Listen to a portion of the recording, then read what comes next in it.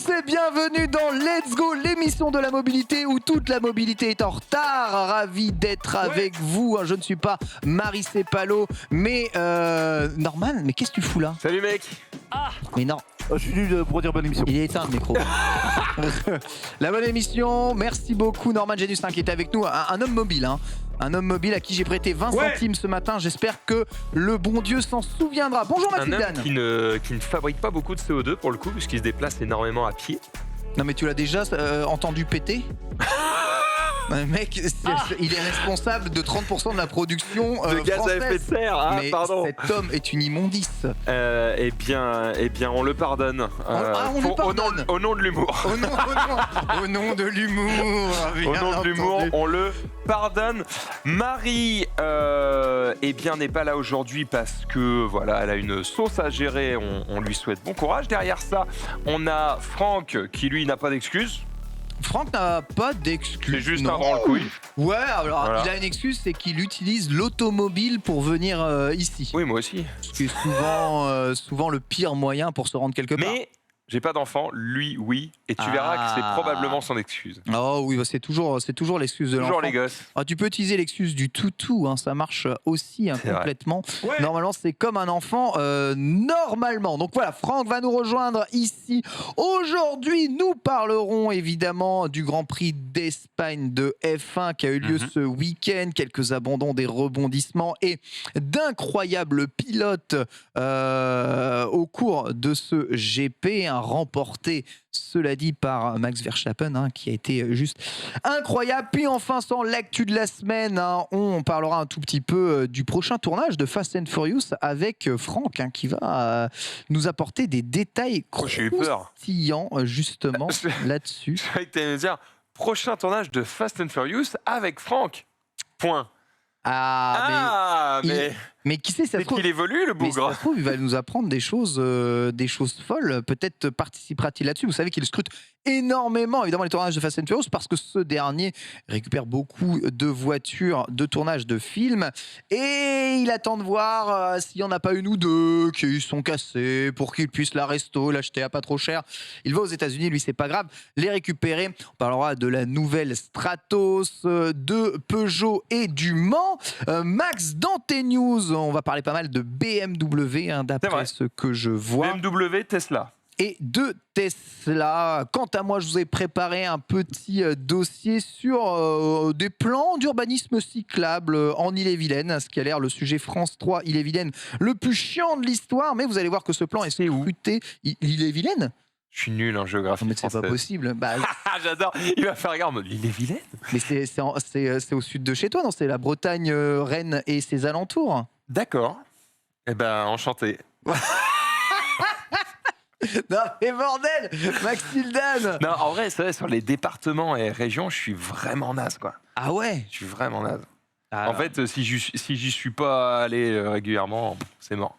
Et même la Bretagne. Attends, Bordeaux, c'est en Gironde, c'est ça? Oui. Ouais. Parce que les Girondins. Parce que Girondins de Bordeaux, ouais, ça aide. Non, mais Normandie G, Bretagne G, le après, Nord G. Les départements et tout ça. Je vois. Provence-Alpes-Côte d'Azur, je vois. La Normandie, t'arrives quand même à repérer à peu près. Tu vois, même Lyon, je suis incapable de. Attends, si. Lyon, c'est pas très loin de Dijon, donc c'est en Bourgogne. Aucun rapport? Non, aucun rapport. Merde. C'est non.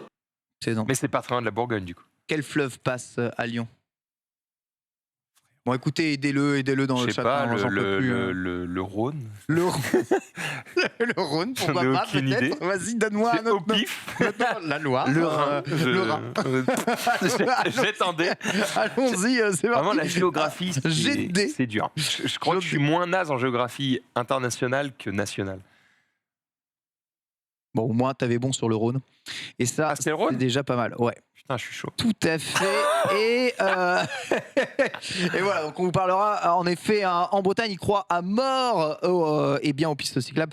On verra tout ça. Puis enfin, des tests rapidement. On va revenir sur Ducati Street Fighter, déjà testé par Allison, mais que Max a pu chevaucher. Mais surtout la BMW S 1000R incroyable BMW S Miller Ouais, c'est vrai que je suis entre tes monté jambes. sur une S Miller, on a fait des petits tours, on a fait des belles vidéos. Il y avait aussi la Monster de Ducati. En fait, j'ai pu essayer ce week-end la Monster et la Street Fighter. Et c'était un essai intéressant puisque c'était les premières Ducati de ma vie sur lesquelles je montais. Et sachez que ce soir, je vais chez un concessionnaire Ducati parce qu'ils font une soirée spéciale présentation de la X-Diavel Nera.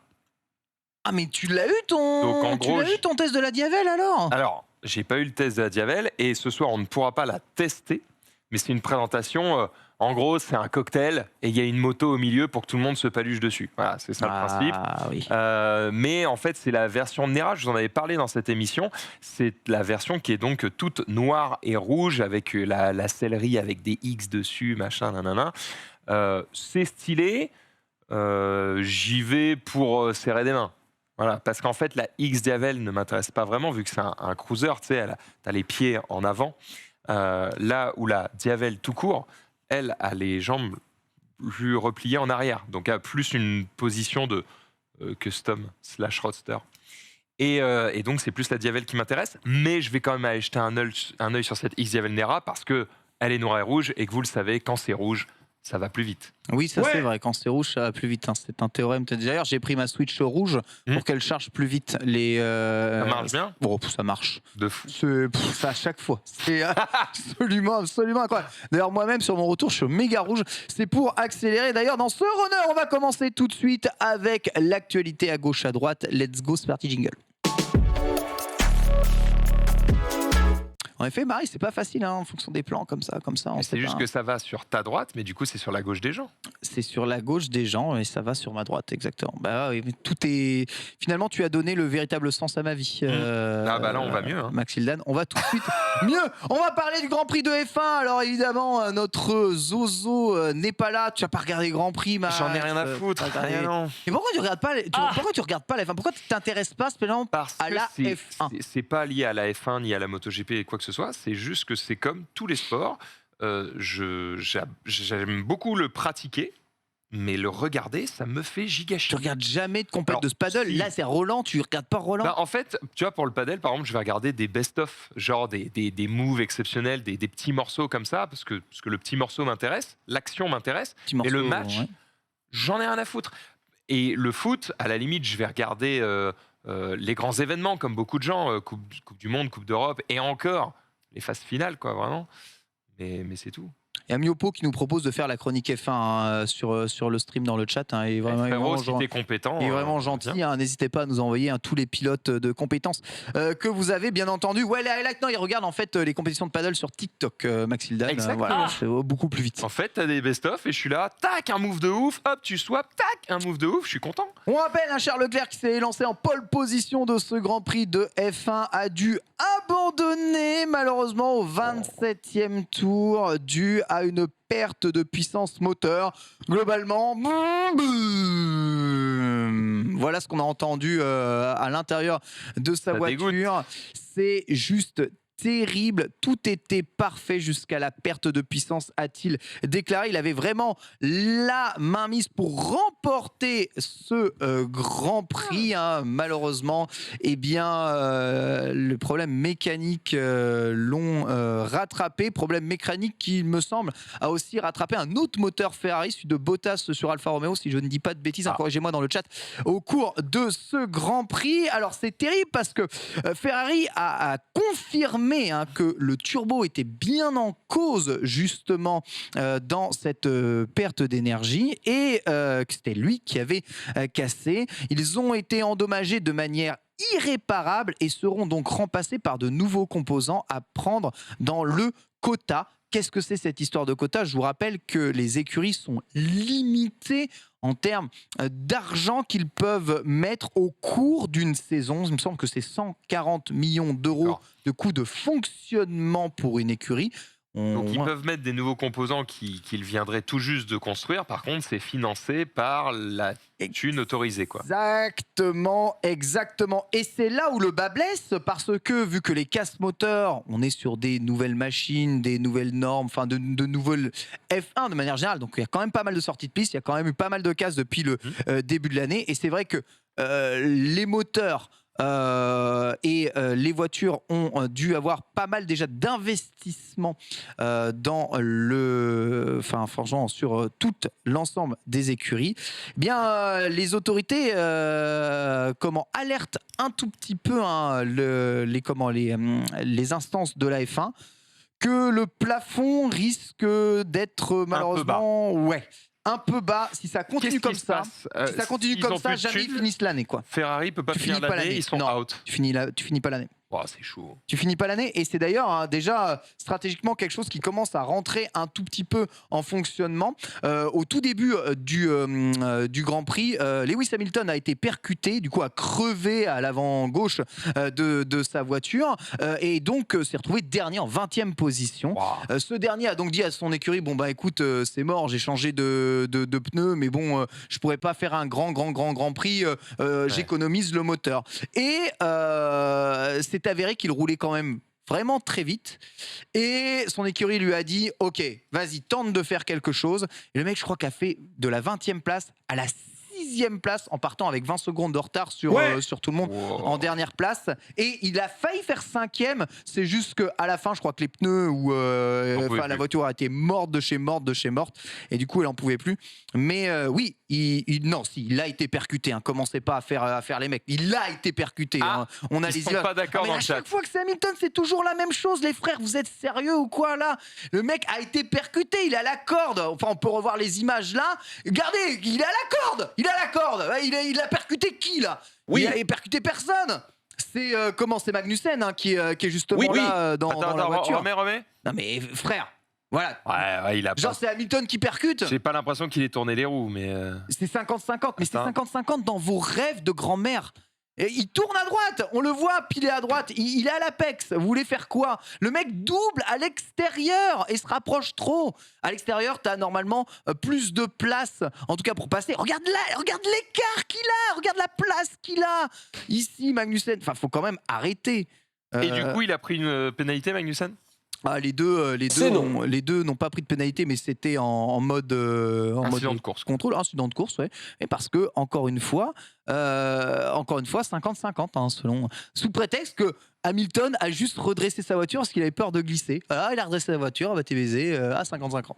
C'est ouf. On accueille Franck ici sur le plateau. Bonjour. Salut, Franck, hein, bien ici. Le chat me fait touiller. Alors, Hamilton ou Magnussen, d'après toi, qui est en tort dans ce qui s'est passé, dimanche, Franck? Jamais Hamilton, il est trop professionnel. Voilà, bien sûr. Tu vois, on voit quelqu'un de totalement partial. Le micro allumé, on est good? Oui, bonsoir. C'est bon? Oui, il est allumé. On est super. Bien. Merci Franck d'être parmi nous, ça fait plaisir de t'avoir. Pour ce petit retard, coup de fil avec un notaire, je ne pouvais pas raccrocher. Voilà. Devant le portail de Webedia. Il t'a dit si tu raccroches, c'est 15%. Non, mais il y avait un truc qu'il fallait répondre aujourd'hui. Mais c'est une bonne nouvelle au final, donc voilà, pardon. Écoute, c'est pas grave, on était en train de parler justement des coûts limités en F1, donc 140 millions pour la plupart des chefs d'écurie, ça semble être trop juste pour terminer l'année. Encore des casques moteurs, des turbos chez Ferrari et des casques plus importantes qui l'auront obligé à changer beaucoup de pièces. Des coûts qui sont énormes. Chez Alfa Romeo, exactement la même chose. On a vu chez Mercedes les premiers moteurs qui ont cédé avec les problèmes liés justement à la batterie. Qu'est-ce qui se passe s'ils arrivent au bout du budget? Ils ont une pénalité parce qu'ils continuent, genre ils ont une amende ou normalement, c'est fini? Normalement, c'est fini. Tu dépasses le budget, c'est fini. C'est jamais arrivé pour Game over, c'est jamais arrivé. Dans l'histoire de la F1, je crois que c'est jamais arrivé. C'est la première année qu'on a ces restrictions. Si je dis pas de bêtises, il y a déjà une écurie qui a choisi de pas finir pour avoir plus de budget l'année d'après. Je crois que c'est quelque chose qui s'est déjà fait. Mais sinon, non. Pas fini ici. C'est terrible, hein. C'est moche. Et oui. Ouais, en vrai, je vois pas trop. Bon, on verra, mais j'imagine pas les organisateurs du championnat dire Oh, bah, c'est pas grave, on se passera de Ferrari. Oui, non, mais c'est très souvent des grosses Bizarre, c'est souvent des grosses pénalités qui vont être prises pour les écuries. Mais bon, qui dit pénalité dit va partir plus loin sur la grille de départ. Dit franchement un championnat complètement chamboulé à cause de ça. Surtout que si tu dépasses genre tu sais de 100 000 $, c'est terminé. Tu prends les pénaux. Donc c'est compliqué, évidemment. En tout cas, tout ça est encore en cours de discussion. On rappelle, hein, c'est Verstappen qui a remporté ce Grand Prix. Extraordinaire, hein. D'ailleurs, Verstappen, pilote incroyable. Hein. On peut aimer, on peut détester. Hein. Le mec a été solide et surtout une stratégie d'écurie propre. Ah ouais, propre. Parce qu'en plus, il a fait un écart, parce qu'il y a un endroit qui était très glissant sur la piste. Beaucoup se sont fait avoir. Et sur l'ensemble des pilotes qui se sont fait avoir, c'est celui qui s'est fait le moins baiser. Il a senti l'écart, il a senti venir, il a emmené sa voiture dans les graviers, il est revenu dessus. Et ensuite, avec la stratégie d'équipe, il a réussi à dépasser les Mercedes, à dépasser même Pérez et à terminer premier, juste en étant plus fort, quoi. C'est tout. Vraiment, il n'y a rien à dire. Hein. On en est où du classement actuel? Eh ben, il me semble que Verstappen il court passé en premier, suivi de Leclerc. Oui. Et franchement, les deux, ils sont très très hauts. Juste derrière, on a Pérez, puis Russell qui a fait encore une extraordinaire course. Là, le dernier coup, Sainz qui est la déception un peu chez Ferrari. Ouais. Il était devant son public et tout, et il s'est littéralement liquéfié. Après, c'est vrai que le fait de voir Leclerc perdre le turbo de sa voiture n'a pas aidé peut-être à appuyer sur la pédale, mais c'est pas. On sent déjà que c'est un championnat à deux vitesses. Va y avoir deux hommes qui vont s'affronter pour la victoire et deux hommes qui vont s'affronter pour la 3e place. Est-ce que c'est pas un peu trop tôt pour dire ça, parce que le deuxième il peut encore descendre? Certes, ouais, il peut encore descendre, et Pérez il peut encore vite monter. Hein. Certes, d'autant plus que c'est. En 2 Grands Prix, s'il règle pas le souci. Oui, ça va vite. Certes, ça va vite en F1, mais quand on regarde l'ensemble des qualifications, l'ensemble des prestations en course, tu sens vraiment qu'il y a deux pilotes à voiture équivalente avec leurs collègues qui sont au-dessus. Ouais, Leclerc est au-dessus de Sainz et Verstappen est au-dessus de Pérez. Bon, ça, on le savait, de toute façon, c'est juste un faire-valoir son coéquipier. Mais c'est quand même assez fou, même s'il reste beaucoup de Grands Prix. On verra aussi à la mi-saison, ça pourra changer. Comment tu dors la nuit, tu te poses comme ça et que tu te dis « Je suis un faire-valoir ». C'est terrible. Ça ne sert à rien. Je pense que tu regardes ton compte en banque. Ouais, c'est ça. Oh. Tu regardes ton compte en banque, tu vois que t'es le faire-valoir le mieux payé du monde. Barrichello, il l'a vécu très très bien toutes ces années. Hein, franchement, lui, c'est OK, ma gueule. Hein. Moi, je veux bien faire le faire-valoir. J'en ai rien à foutre d'être numéro 1. Mais bon, ça, je peux faire le taf. Donc, parce que là, Pérez a bien aidé en plus. J'entends ce que vous dites, mais les 20, là, c'est des compétiteurs. C'est des mecs qui en veulent quand même, tu vois. Oui. Je pense pas que sur les 20, il y en a un qui se dise « Oh, leader, c'est OK ». Non, mais quand tu perds systématiquement contre ton collègue, année après année, t'imagines, vous êtes deux streamers, vous sortez de l'académie, vous mettez de streamer, et tu fais pas exactement la même voiture. Tu fais toujours 2000 viewers de moins que lui, quoi que tu fasses. Quoi que tu te déchaînes. Je connais ce problème. Avec la même équipe derrière, tu fais toujours 2000 viewers de moins. Il y a un moment, il faut que tu admettes, c'est tout. Qu'est-ce que tu veux? T'es le faire-valoir. C'est le faire-valoir. Mais bon, c'est pas grave. Enfin, il y en a qui aiment suivre les faire-valoir. Il doit y avoir des grands fans aussi de Sergio Pérez. On les salue dans notre chat, bien entendu. Voilà.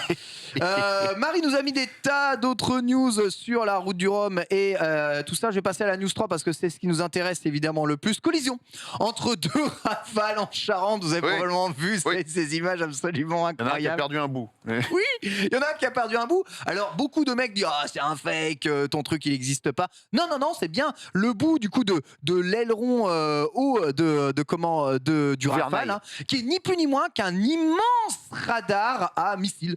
Voilà, pour détecter l'attaque des missiles. Donc voilà, l'armée de l'air et de l'espace. Et donc, c'est-à-dire que malgré qu'il ait perdu ça, le truc volait quand même après. Oui, et ça s'est arraché. Bon après, oui, il a réussi à se stabiliser. Voilà un bout de rafale par terre. Tu sens que les gars, ils sont beaucoup trop chauds à cause de la sortie de Top Gun. Ils se sont dit, vas-y, on fait des trucs. Ouais, ils sont trop pris pour Tom Cruise, quoi. Et voilà, c'est terrible. Ouais, c'est D'ailleurs, technique parce que rien que ce radar, tu en as pour quelques centaines de milliers d'euros. Ah, ça coûte très très très très cher. Wow! Alors ce n'est pas la collision, hein, mais c'est une autre type de collision. Ouais, il l'a coupé en deux. C'est ce C'est qu'ils chaud. appellent une cisailleux. Oh, j'espère qu'il a envie le cum là. C'est chaud. Waouh! Je sais pas. Et pendant ce temps, au Bourget, tout, Ah, le, c'est monde, bon. tout le monde applaudit. Tant- Putain, on a un autre Tant qui qu'on est sur les avions, on a le droit de digresser un peu ou pas? digresse. Je digresse alors.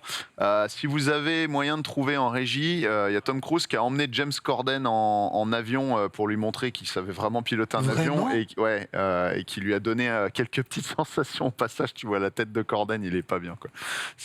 Attends, Corden, c'est lequel? Corden, c'est le Night Show là. Ouais, c'est ça. Ah ouais. Et donc il l'a emmené d'abord dans une espèce de truc de la Deuxième Guerre mondiale. Non, d'abord un truc à l'ancienne. tranquille. Ok.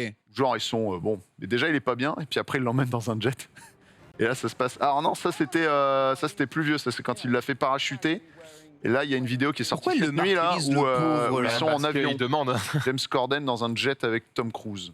Putain, mais cet amateur de sensations force. Ouais. C'est Tom absolument Cruise incroyable. s'acharne sur James Corden après lui avoir fait faire du parachute. Maintenant il lui fait En faire même temps, c'est beaucoup plus drôle puisque James Corden a cette image du mec des bonnets. un peu fragile, tu vois. 14, est-ce qu'ils peuvent reprendre le contrôle? Oh, je pense. Je sais pas. Très bien. Bah, en vrai, quand tu te dis dans tous les Boeing, il y a 2 postes de pilotage, donc peut-être, ouais. Mais Bah, en c'est général, sûr que là, tu peux pas. Imagine le premier, il il tombe dans les pommes. AVC, terminé. Bah, le gars derrière, si tu lui dis, je pourrais, mais je peux pas changer de place. C'est Est-ce que chiant. le chat peut nous le dire, ça, si c'est J'imagine pilote que oui. Le chat vient de nous dire, alors on nous dit oui, et le chat vient de nous dire que pour info, Tom Cruise a 3 ans de plus que Jean Castex. Et là, tu te dis, qu'est-ce qui s'est passé? Et tu te dis pourquoi il y en a un qui ressemble à un pilote et l'autre à un hamster. Je sais pas si cette info est vraie. Oui. Et ben hier dans le récap, j'ai Je trouve ça halluciné. formidable. Hier, j'ai halluciné de me dire que Tom Cruise a le même âge que ma mère. Et avec tout le respect que Mais j'ai à pour ma quel mère, âge il a 60 ans. Et puisqu'on parle Là, le d'âge, mec, là, il a 60 ans. Il a 60 Il a 60 ans le 3 juillet prochain. il y a une info âge qui a fait un peu le buzz là il y a quelques jours. Moi, je m'en étais rendu compte il y a très longtemps, mais apparemment le Internet non. Tu sais qu'il y a le nouveau Jurassic Park qui sort. Oui. Avec donc Ellie Sattler, Laura Dern qui reprend son rôle de paléontologue, de botaniste. Et donc Internet vient de se rendre compte qu'elle avait 23 ans dans le premier Jurassic Park. Ah ouais. Alors que tout le monde dit, mais attends, et Alan Grant avait 43. Donc en fait, tout le monde dit, mais c'était complètement inapproprié, machin. Alors qu'en vrai, dans le premier Jurassic Park, aucun moment ils s'embrassent. C'est Je clair. sens qu'ils sont ensemble, mais en même temps, ils ne le Ouais. montrent pas vraiment. Ouais. Mhm. Mais tout le monde a dit, ouais, c'est chelou. Et surtout, tout le monde a dit, mais attends, on parlait tous qu'elle avait 35 piges dans le premier film, quoi. Et elle avait 23 ans. les gars. C'est vrai. Après, c'est vrai. sûr que tu lui mets des lunettes, tu lui fais le chignon et tout. Elle n'était pas non plus en mode. Voilà, elle faisait pas jeune de par Avec plein de 23 choses. ans. Mais ouais, 23 ans. Moi, j'avais calculé une fois parce que j'avais vu son âge. J'avais fait, mais attends, et j'avais regardé. Je me disais, ouais, moi, dans ma tête, elle avait plus de 30 ans, quoi. C'est incroyable, la magie du cinéma, quelque ouais. part. La magie du Ouais, cinéma. après, si tu t'arrêtes Tous sur ces- ça, toutes les tous ces séries avec acteurs des de 20 ans ouais, qui jouent c'est ça, des toutes les adolescents. séries avec des adolescents, c'est que des mecs qui ont 25 piges. Hein, donc, Bah C'est ouais. ça. Non, mais souvent, ouais, c'est vrai. Qu'est-ce qui est bien ce film? Ça, On peut le j'avoue. regarder, là? On ne regardera pas Jurassic Park, mais peut-être irons-nous voir la fin de la nouvelle trilogie du Jurassic World, bien entendu Bientôt, au c'est dans 2 cinéma. semaines, là, non? C'est tout à fait Ouais. bientôt. On va parler d'autre chose, puisqu'on va enchaîner avec Top Gun sort la- demain. Hein. l'actualité de la Top semaine. Gun Et Top demain. Gun sort demain, tout à fait. Je sais pas si on a un nouveau jingle, mais j'en réclame un. C'est parti. On va continuer de parler mobilité et cinéma avec le tournage du nouveau Fast and Furious, hein, le 10 ou le X. Je ne sais pas comment est-ce que Vin Gasoil a envie de l'appeler, mon bon Franck. Alors, le nom maintenant officiel, c'est X. Fast and C'est Furious X. X. Ouais, Très bien. voilà. Donc c'est Pour comme le Battlefield meilleur ou V5. pour le pire. Le meilleur pour le plus Fast and Furious. parce que- X.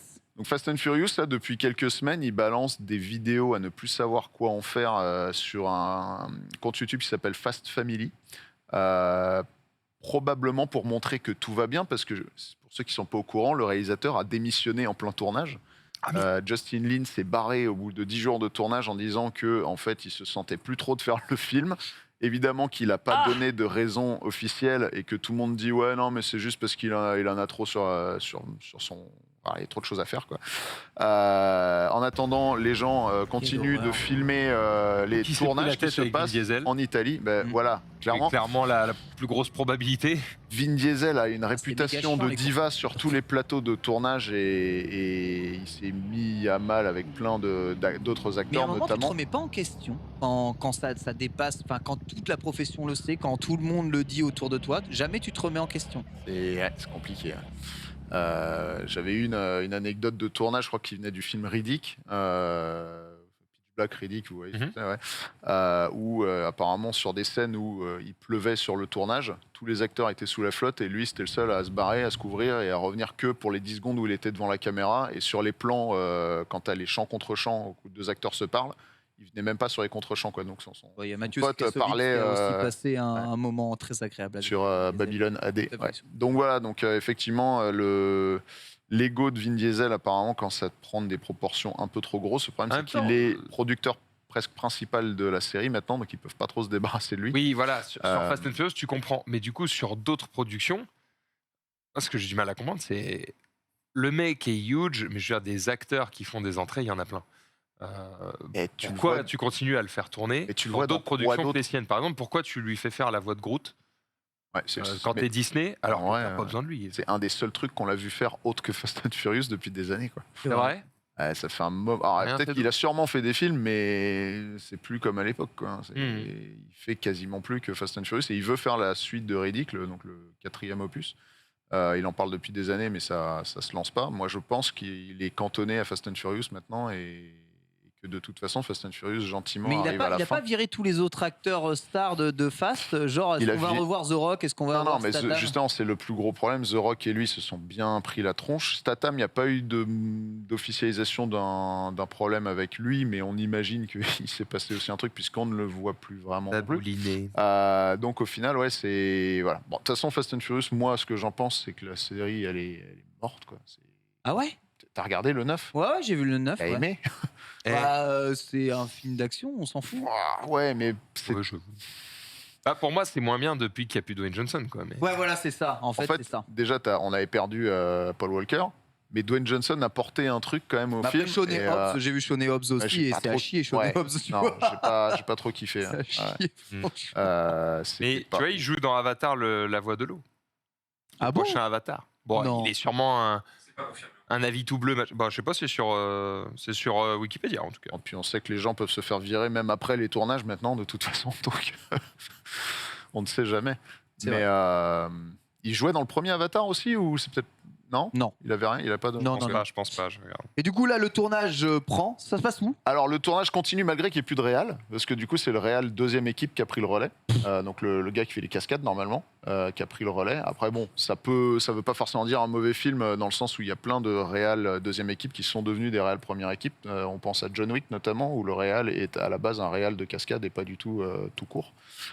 Donc ça, surtout sur un Fast and Furious, on va dire que c'est peut-être pas vraiment pénalisant que le réal soit pas. C'est vrai que le propos de la famille là, c'est. Donc et là pour l'instant, il tourne en Italie, voilà. Donc on sait pas exactement ce qui se passe. Moi j'ai juste une petite info scoop que je vous balance comme ça, que j'ai pas le droit de montrer parce qu'on m'a interdit de prendre des photos. Mais du coup je vais vous le dire. Je suis passé chez le gars qui construit les voitures du film à Los Angeles quand j'y étais il y a 2 mois, et évidemment qui préparait toutes les voitures du nouveau film. Et il y a une bagnole qui annonce, enfin plusieurs même, qui annonce des flashbacks dans ce film, et notamment des flashbacks à Fast and Furious 5, si vous vous souvenez, quand il tirait le coffre-fort en plein Rio de Janeiro. Oui. D'ailleurs, moi j'ai toujours cru que c'était de la 3D cette scène. En fait, non, ils ont vraiment tiré un coffre-fort. Donc voilà, c'était quand même la classe. Et il y avait les mêmes voitures qui tiraient le coffre-fort. Et donc j'ai été voir Denis, je lui ai dit, mais pourquoi? Il dit, il y a un gros flashback, quoi. Donc, ce qui veut dire que potentiellement on reverrait notre ami Paul Walker sous les traits de la CGI sur un de ses frères, comme ils avaient fait sur le 7. Ce qui serait garanti pour faire revenir le truc, j'avoue. Ce qui est rigolo, c'est que les images du tournage, plutôt que Fast and Furious, c'est Slow and Gentle. Hein. Ça peut être aussi peut-être un spin-off à tourner. Tu sais que les 3/4 des cascades en bagnole comme ça sont tournées à jamais à plus de 70-80, et après c'est le shaky cam qui te donne l'impression que ça va vite, et le coupage, le montage hyper cut, c'est jamais très très rapide. Hein. Il roule rarement à 200 à l'heure, sauf vraiment cas exceptionnel, quoi. Et pas, ouais. Et pas, c'est quoi? C'est dans Matrix, vous avez recréé une portion complète d'autoroute, ouais. Dans le 2. justement pour rouler comme des Ouais. tarés. Surtout avec les accidents qu'ils provoquaient. Ouais. Ouais. Cette autoroute qui est utilisée dans beaucoup d'autres films, d'ailleurs, il me semble. De toute façon, oui, ils n'allaient pas faire ça juste pour un film Ouais. en général. Et en parlant, Portion d'autoroute. pour ceux qui connaissaient Alerte Cobra, la série allemande, vous connaissiez ça? Bien sûr. Avec les gars, et pareil, ils avaient pas construit une autoroute exprès, mais c'était une portion d'autoroute désaffectée qu'ils utilisaient pour pouvoir péter de la bagnole à longueur de temps. Écoute, let's go, le tour HLA, on va parler un peu de la nouvelle Stratos aussi. Oui. Alors, c'est une Lancia ou c'est pas une Lancia ta Stratos là? Alors, il n'y a pas le badge Lancia. Voilà. Mais Stratos, l'esprit est là. L'esprit. Parce que c'est qui l'esprit? l'esprit, c'est un moteur Ferrari. Ah, Parce que la Stratos originale avait un moteur de Dino, donc Dino qui était une Ferrari, mais sous un autre nom. Là, on garde un moteur de Ferrari, et même plus qu'un moteur, puisque c'est une voiture qui est créée à partir d'une F430 démontée et repatchée autour d'un châssis carbone entièrement nouveau. Donc c'est pas juste on saucissonne la voiture et on la recolle, c'est vraiment un développement complet, mais en utilisant le plus possible des trains roulants et de tout ce qui était déjà sur la F430, puisque c'était une très bonne voiture, la F430. Le souci, c'est que du coup, tu dois leur fournir une F430. Et je lui ai dit, mais du coup, tu peux en acheter une qui est un peu pétée, genre accidentée, pour la payer pas trop cher, vu que tu vas la démonter. Il m'a dit, ah non, on ne prend que les meilleurs, parce qu'il faut que la bagnole soit absolument straight pour qu'il n'y ait rien qui soit un peu tordu ou quoi. Et donc, c'est eux qui, en gros, t'achètes ta F430, tu vas le voir, tu dis, tu la prends, et il dit oui ou non. Donc, je lui dis, idéalement, peut-être qu'on peut te demander de la voir avant de l'acheter, la voiture. Ah, parce que s'il te refuse alors que tu as déjà acheté la bagnole, c'est un peu con. Mais ouais, c'est eux qui font le choix pour définir si la bagnole est suffisamment bien pour pouvoir devenir une nouvelle Stratos. Quoi. Mais c'est juste un ricine. Un peu pété, non? Sachant c'est limité à 25 modèles. Donc là, pour l'instant, ils en ont fabriqué 14. Et donc, il leur reste un tout petit peu plus de 10 voitures à vendre. C'est extrêmement bien fabriqué. Souvent, tu sais, quand c'est des trucs à la main faits par des artisans, tu te dis, bon, tu peux voir que c'est fait à la main. Là, non, tout est fait sur des moules en carbone et tout. Enfin, c'est vraiment très, très propre. Surtout, la carrosserie, elle est incroyable. Tout est fait comme si c'était vraiment la qualité d'une usine de grande renommée. Et en fait, donc Paolo Garella, le monsieur qu'on voit là, qui est donc le créateur de cette voiture, travaillait chez Pininfarina pendant quasiment 30 ans. Très bien. Et il était aux projets spéciaux. Donc en fait, il a l'habitude de faire ce genre de truc. C'est lui qui a fait toutes les voitures du sultan de Brunei, qui disait tiens, fais-moi une Ferrari, mais change-moi complètement la forme. Lui, il était en charge de prendre la caisse et de la développer complètement. Et il faisait aussi pilote d'essai. Quel métier passionnant, unique, quoi. Le gars, j'aurais pu l'écouter parler pendant des heures. D'ailleurs, la vidéo est assez longue, elle dure quasiment 40 minutes. Et tous les gens qui ont regardé la vidéo dans les commentaires disent c'est génial. En plus, il parle un français impeccable alors qu'il est italien. Il est passionnant et il raconte des trucs de ouf. T'as vu, t'es monté un peu dans. Alors, je suis monté dedans, je l'ai essayé. Dans une perso, je suppose. Ah ouais. Alors lui, non, lui, il en a même pas une à lui. Il en a une pour l'usine, mais ils sont en train de la vendre d'ailleurs. Il a gardé palette au volant de la 430. La boîte, c'est la 430. Tu peux choisir boîte manuelle ou boîte auto. Et celle que j'ai essayée était en boîte manuelle. C'était leur version de développement. Donc je pense que, parce qu'il y avait un peu des bruits de craquement de partout quand on conduisait, mais c'est parce que c'était vraiment la première et qu'ils lui en ont mis plein la tronche pour la tester. Mais par contre, la sensation, elle est incroyable parce que le pare-brise, il reprend la forme de l'original. Il est panoramique, donc quand tu es assis, tu n'as pas d'angle mort en fait, parce que les montants de pare-brise, ils sont là, donc ils ne sont pas dans ton champ de vision. Et vraiment, tu vois toute la route et dans les épingles à cheveux, tu vois parfaitement bien. La voiture est hyper courte, elle est beaucoup plus courte qu'une F430, ce qui fait qu'elle est beaucoup plus vive. Et on a testé un peu, surtout quand j'y étais, c'était au mois de mars, donc il neigeait encore à l'époque. Vraiment, ça part du cul, ça glisse, mais direct, quoi. T'as pas grand chose à faire pour l'emmener. Et après, c'est assez facile à garder en travers. Donc, c'est vraiment une voiture qui est passionnante. Ça, c'est un autre projet qu'ils ont, qui est une reconstruction d'une Alfa 33. Elle l'évite tout seul. Et oui, c'est ça. Qui est une voiture qui vaut une fortune normalement. Enfin, celle-là aussi, du coup, mais c'est une reconstruction, c'est-à-dire qu'ils repartent de zéro. Et elle doit normalement se terminer, il m'a expliqué, là, courant juillet. Et donc, on va sûrement retourner chez lui pour voir ça terminer. Et aussi, je ne sais pas si on l'a vu, il y avait d'autres voitures qu'il avait qui sont des Aspark Owl. On en avait parlé, je crois, une fois. C'est une voiture japonaise électrique qui fait le 0 à 100 en 1,9 secondes avec 2000 chevaux, enfin un équivalent électrique de 2000 chevaux. Le gars a dit, lui, son record, c'est 2,3. Il n'arrivait pas à faire tomber moins parce qu'en fait, il dit ça te fait tellement T'as l'impression de décoller en fusée, quoi. Il dit ça te coûte de devoir accélérer aussi fort, quoi. Ton pied a envie de lâcher la pédale. Voilà. Donc ça, on va essayer en juillet normalement. En vrai, il doit kiffer de partager comme ça son métier avec quelqu'un qui comprend et qui apprécie, tu vois. Donc je l'ai interviewé, j'ai posé des questions franchement pointues et tu sentais qu'il était content parce que les journalistes traditionnels, même automobiles, lui posaient pas des questions qui rentraient autant dans le détail. Moi vraiment, je voulais savoir comment tu arrives à pouvoir créer un truc comme ça. Donc j'ai posé des questions cheloues, genre les phares, comment tu les as fait, comment tu as fait ci, comment tu as fait ça. Des trucs vraiment... Et d'ailleurs, il m'a expliqué un truc assez marrant. Il m'a dit, quand on m'amène un projet, parce que donc c'est une boîte où tu peux amener ton projet et dire voilà, je veux construire ça. Il te dit oui ou non. Il te dit combien ça coûte. Vous avez de l'argent, tu dis oui. Et il me dit je sais si un projet est sérieux ou pas en fonction des phares qu'ils veulent utiliser. Ce qui me dit développer un bloc optique qui n'existe pas encore, c'est 200 000 €. Oh là là là là. Il faut l'homologuer. Oh. Et donc c'est pour ça que la plupart des voitures de très petite série réemploient des phares de voitures déjà existantes qu'ils essayent de camoufler dans le design, quoi. Ouais. Mais là, du coup, il y a des feux spéciaux, donc leurs feux leur ont coûté 200 000 balles. Voilà. C'est assez pour 23 incroyable. modèles. Sachant 25, ouais. Sachant que la voiture elle-même, donc tu dois amener ta Ferrari F430 qui vaut selon l'état, mais ils prennent que les meilleurs, donc on va dire entre 150 et 250 000, ouais. selon, parce que tu peux lui amener, tu as plusieurs versions de cette voiture qu'il accepte, donc des séries spéciales qui sont plus chères. La Transfo, sans option, je vais rajouter des options, 500 000 €. Wow. Donc t'as une Stratos, qui est stratosphérique niveau du prix. Par contre la gueule est incroyable. C'est vrai de l'avoir raccourci, ça se voit pas mal. Surtout pour ça lui donne un effet. Type de client, là je montre qu'en fait dans ton rétro tu vois juste 1 centimètre de la route et tout le reste c'est le moteur. On va dire pour le type de client visé, le mec il sait qu'il y a que 24 autres mecs dans le monde qui ont cette caisse là et que donc s'il va à un Cars & Coffee pour se la péter, il y a peu de chances que quelqu'un arrive dans la même caisse que lui. La F430 on est encore en atmosphérique. Mais c'était... C'est vraiment à l'ancienne. C'était enfin pas la fin d'une ère parce que celle d'après était encore en atmo, mais le seul truc, ils ont repris plus ou moins le même volant que la F430 avec le Manettino, donc du coup tu peux voir qu'il y a certains éléments qui reviennent.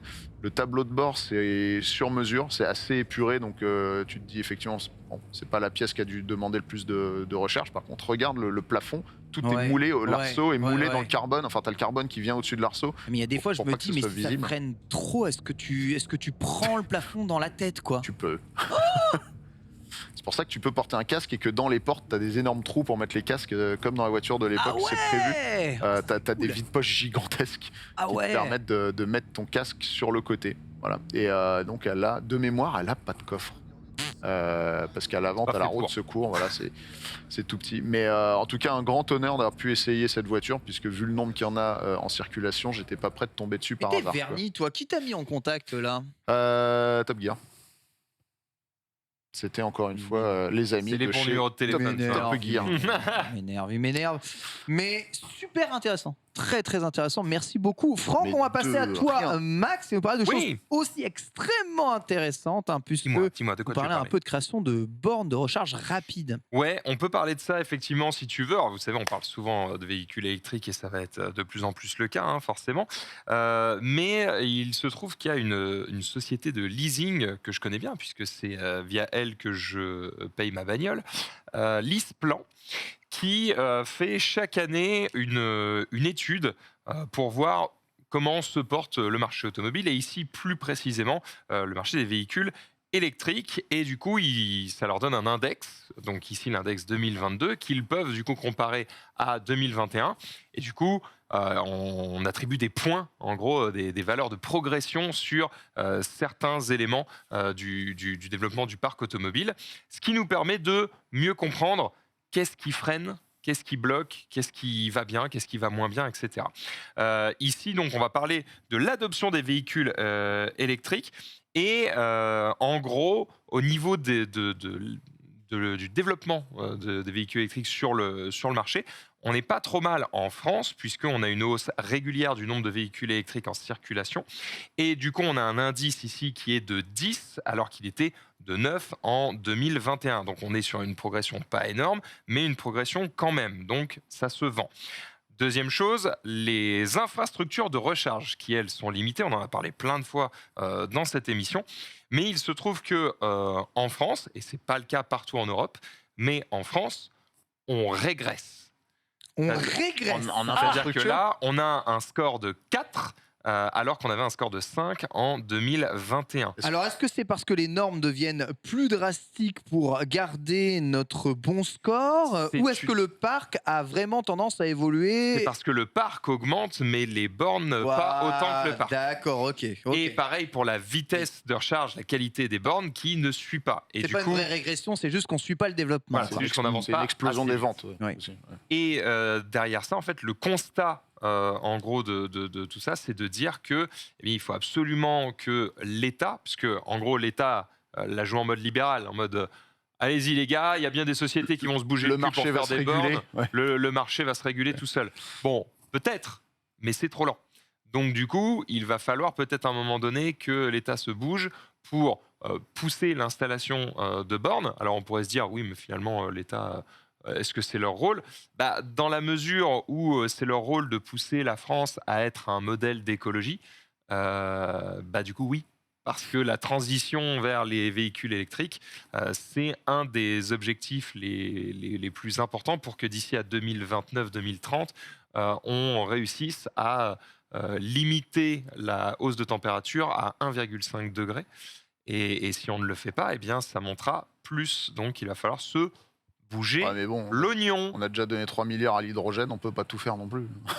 7 On milliards. ne peut Sept, pas pardon. tout faire non Sept- plus, 7 milliards. effectivement. On rappelle que les C'est la 30 Norvège qui est la mieux classée, Ouais. en tout cas sur l'ensemble de cette analyse. Et c'est la République tchèque et la Pologne qui ferment le classement. La France est en milieu de peloton. On rappelle que les transports, en France en tout cas, sont responsables de 30% des émissions de gaz à effet Oui. de serre. C'est ça. Voilà, sachant que normalement dans le monde, les transports ne sont responsables que de 19% des gaz à effet de serre. Mais si tu regardes en France, étant donné qu'on a une production énergétique, entre guillemets, qui n'émet pas beaucoup de gaz à effet de serre, du coup ça augmente la proportion voitures. d'émissions des transports. 30%, c'est quand même pas mal. Voilà, donc le CEO de l'ISPLAN qui conclut en disant que l'inaction totale des gouvernements en matière d'infrastructures pour véhicules électriques se traduit par une insuffisance des possibilités de charge au niveau européen, alors que les prix des véhicules électriques baissent et que davantage de conducteurs passent à l'électrique. Trouver une station de recharge tourne de plus en plus au cauchemar. Il faut que ce rapport soit un appel à l'éveil des décideurs politiques européens. Il est maintenant urgent d'investir dans des infrastructures de recharge européennes à grande échelle. Conduire un véhicule électrique est l'un des gestes les plus efficaces que nous pouvons faire pour lutter contre le changement climatique et les gouvernements se doivent de faciliter et non de rendre plus difficile le passage à l'électrique pour tous. Et ce qui nous fait aussi écouter peut-être d'une oreille un peu plus attentive ce discours, c'est qu'il vient de quelqu'un qui n'en a techniquement rien à foutre qu'on conduise de l'électrique. Enfin, je veux dire, que tu fasses du leasing sur une thermique ou une électrique, lui, ça lui change pas grand-chose. Bon, il gagne peut-être un peu plus de thunes parce qu'une thermique s'use plus vite qu'une électrique, mais enfin, je veux dire, Là, il paye moins de cartes grises. ouais, voilà, mais enfin, tu vois, ça lui change pas sa vie, quoi.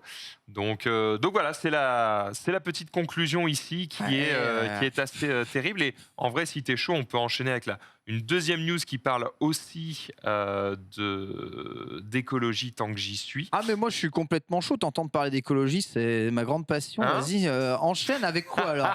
C'est incroyable. La dernière news que j'ai intitulée On va tous crever. Ah, on va tous crever. Voilà, il y a la fin du Formidable. monde qui nous guette et nous on fait la fête. Vous connaissez évidemment la chanson de France Gall. Didier Super. Tu l'avais pas? Super. Ah, c'est vieux chanteur du web. Je fais la musique la semaine prochaine, je suis pas prêt. Hein. C'est à l'époque de tu sais, la chanson du dimanche un peu. C'est dans ce délire-là. C'était il y a 10-15 ans. Oui, tu vois. d'accord. Ah oui, je vois. Ça date de ouf. When we were young. La petite news, c'est que, eh bien pareil, c'est une ONG, Influence Map, qui ici eh bien, a fait une étude pour voir si à l'horizon 2029, on avait une majorité de constructeurs qui jouaient le jeu pour limiter la hausse de la température à 1,5 degré et pas plus. D'accord ? Ce qui, TLDR, veut dire que non seulement on arrête de faire des SUV, qu'on fait des véhicules électriques et que la production de ces véhicules est la plus écologique possible. Ouais, c'est ça, c'est toute la chaîne de C'est production. toute la chaîne, c'est pas juste la bagnole et ça, c'est vraiment de A à Z comment on conçoit les véhicules, comment on les vend, comment on les alimente, etc.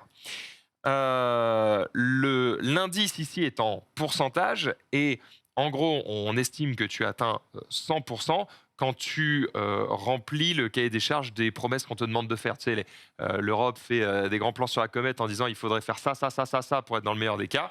Et en gros, t'en as qui s'engagent à faire ça, et t'en as qui s'engagent pas. Donc là, on parle juste de promesses. Hein. Ah, des promesses. Des promesses, on aime des promesses. 2029, c'est demain. Hein. 2029, ça va arriver effectivement très vite. Très On est déjà bientôt en 2023. Devinez qui est au top du classement. Ah, ceux qui respectent le plus. Ceux qui respectent le plus les engagements. les engagements qu'ils ont. En gros, c'est des notes entre A et F. A étant fully supportive, donc ils sont en mode OK, on va à fond dans cette direction. Et F étant fully opposed. Donc je m'en bats les couilles. Opposed. On va dire que fully supported, j'en sais rien. Le groupe Volkswagen, au pif. Nope, ils sont 4e. Ah, bon, c'est pas si mal que ça. Stellantis. Stellantis, ils sont 5e. Ah, c'est encore pire.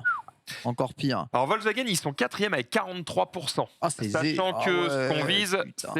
c'est un 55%, quelque chose comme ça. Ouais, 53. Le groupe Hyundai, alors Le groupe Hyundai, pas du tout, 27%, ils sont loin derrière. De toute façon, Vas-y, joue. Hein. Les Japonais, ça doit être l'Europe. Un constructeur chinois, peut-être, non?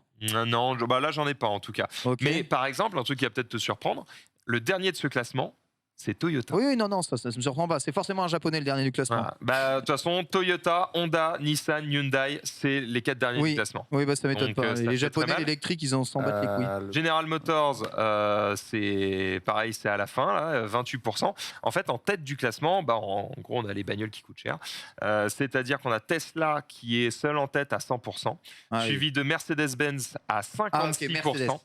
Et en fait, Tesla et Mercedes sont les deux seuls constructeurs dont les engagements permettent d'être au-dessus de la barre fixée pour tenir le 1,5 degré. Tous les autres sont en dessous. Ok, d'accord. Mercedes, donc c'est un peu la sauce. Donc pour limiter le réchauffement climatique à 1,5 degré, il faudrait que la part des véhicules à zéro émission dans les ventes de voitures neuves atteigne précisément 57,5% en 2030. Ok, et donc en croisant cette nécessité avec les prévisions de production de 2029 des différents constructeurs, on arrive à ces résultats. Tesla n'est pas la seule marque à faire que de l'électrique. Il y a Polestar aussi. Pourquoi ils sont pas... Je suppose qu'ils ont pris les marques qui vendent un certain nombre de véhicules. Parce que Polestar, effectivement, ils doivent rentrer dedans, mais ils en vendent pas. Ils vendent peut-être que 10 000 bagnoles par an. Polestar appartient à un groupe, c'est le groupe Volvo. Ah, c'était les groupes là. Volvo, et du coup, c'est le groupe chinois, comment il s'appelle. C'était Volkswagen, mais effectivement, c'est peut-être pas tout le groupe. Non, parce qu'il y a Stellantis, donc effectivement, il y a des groupes dedans. Donc ça serait Je ne sais pas pourquoi Polestar n'est pas dedans. Parce qu'ils rentrent dans le groupe Volvo, etc. Ça pose la question. Donc en gros, c'est les autres bagnoles du groupe qui le tirent vers le bas. C'est ça.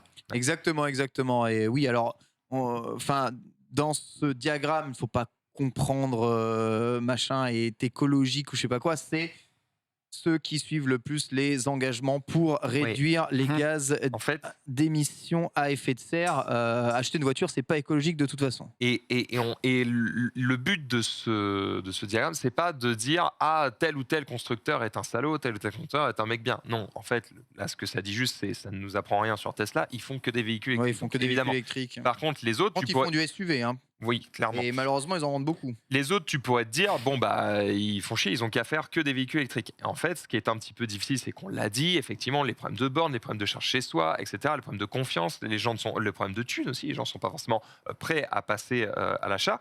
En fait, on estime qu'en 2029, le marché sera encore constitué de 68% de véhicules thermiques. Ah oui. 2029, 68% de véhicules techniques. Aujourd'hui, on est à combien? On sait Je n'ai pas le chiffre actuel. J'avoue que j'ai pas le chiffre. On n'est pas à 10%, c'est impossible qu'on soit à 10%. Moi, je pense qu'on est... à l'échelle mondiale, non, c'est sûr. En France, ridicule. Si on est à 5, c'est le bout du monde. Oh oui, non mais de toute façon, il suffit juste de regarder le diagramme. Tu regardes le prix des voitures électriques et ça coûte trop cher, c'est abusé. Et si tu compares le prix d'une voiture électrique en fonction du poids de la voiture, tu rends compte qu'il y a une augmentation proportionnelle du prix en fonction du poids de la voiture. Donc évidemment, plus c'est lourd, plus c'est gros, plus c'est un SUV, plus ça va coûter cher. Plus il y a une grosse batterie, plus ça va coûter très très cher. Eh bien, sache que, en tout cas, les prévisions des constructeurs ne vont pas dans ton sens, Ken, puisque près de 50% des véhicules vendus en 2029 seront des SUV. Oui, non, mais c'est pas ce que je prédis pas que les gens vont plus en acheter. Hein. Ah mais non, mais j'entends bien ton propos. Ce que je dis, c'est que on a beau savoir qu'il faut arrêter de faire ça, surtout pour les gens qui n'en ont pas besoin. Et en fait, les constructeurs vont continuer à en faire, ils vont même en faire de plus en plus, et les gens vont en acheter de plus en plus. Moins c'est efficace, plus ça plaît. Peut-être. Écoute, on va pas arrêter les gens. Si les gens ont envie d'avoir un SUV, les gens ont envie d'avoir un SUV. Il suffit de voir même la Mégane que tu as testée. Sincèrement, elle est rehaussée. Alors que ça n'a jamais été le cas. Et attendez de voir la prochaine Peugeot que j'ai vue, mais il y a un embargo encore. Ça va dans ce sens-là aussi. Ouais. Parce que ça commence par quel chiffre? Le nom du projet, c'est P54. Oh merde. Et je peux te dire que jusqu'à la dernière seconde, ils nous disaient pas ce que c'était. Je disais, dites-nous. Ils nous l'ont dit, mais genre, voilà. Donc voilà, je ne sais pas. Et ça reste du connu. Pour le moment, on est aussi en dehors de technologies alternatives de batterie trouvées. Donc voilà, c'est vrai que des paramètres peuvent rentrer aussi pour peut-être trouver des alternatives au fonctionnement des batteries que l'on a actuellement. Bon, il y a pas mal de choses qui peuvent changer, mais dans l'état actuel des choses, c'est vrai que si on fait une photo à l'instant T, voilà, on en est là. Les prévisionnels, ça peut changer, mais est-ce qu'on peut faire un blind react? Je suis en train de réfléchir. Vas-y. Genre si je vous montre la voiture, parce que j'ai des photos, mais qu'on la montre pas, mais que vous commentiez ce que vous en pensez aux gens, on peut faire ça. Ça serait pas considéré comme un viol d'embargo, ça? Est-ce que les gens veulent qu'on fasse ça? Écoute, parce que moi, j'ai des points de vue très tranchés sur cette voiture. Écoute, sincèrement... Après, tu sais, moi, j'ai tapé P54, je trouve très vite des 408. Il y a des trucs qui pop sur Google. Est-ce qu'on peut regarder... Ou à moins qu'on n'ait pas le temps, non on a complètement... Est-ce qu'on peut regarder ce qu'il y a sur Internet et je vais vous dire s'ils sont dans le vrai ou pas? C'est moyen de contourner les NDA. Attends, c'est sur Internet, on a le droit de regarder. Si c'est sur Internet, on a le droit de regarder, c'est vrai. Je vais quand même te montrer. Contournons les NDA, non, mais tu vois, entendu. Je suis sur l'Argus. Voilà, descends. Quel... Voilà, regarde, premier article. Enfer. Voilà. Peugeot 4008, premières infos et photos du crossover.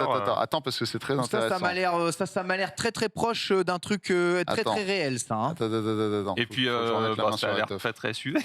Mais pourquoi tout le monde veut faire cette voiture-là? En vrai, tout le monde fait cette voiture-là. Excuse-moi, mais moi, elle me plaît beaucoup. Refais voir la photo, là. Ouais, c'est presque ça. C'est presque ça. Franchement, ils sont très... Regardez-moi ce flexeur. Ils sont très très proches, là. Attends. C'est abusé, mais comment ils font ça? Mais alors, il y a eu... La voiture a été vue... Ça n'est pas le même véhicule, hein, mais... La voiture a été vue roulant, mais avec les camouflages. Donc il y a des gens qui se sont amusés à essayer de la décamoufler. Même si franchement, le camouflage était bien fait. Mais Dieu que c'est laid. J'ai vu une caisse avec du camouflage sur le périph'. Donc le React...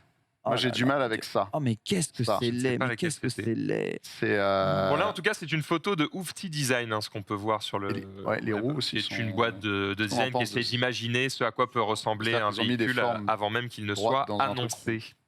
Pardon, désolé, on parlait par-dessus. Il n'y a pas de problème, je meuble pendant que vous continue avec les garde-boue plastiques autour des roues. Faudrait pas changer une équipe qui gagne. Alors, pour Peugeot, ce n'est pas un SUV. Ça remplace une berline.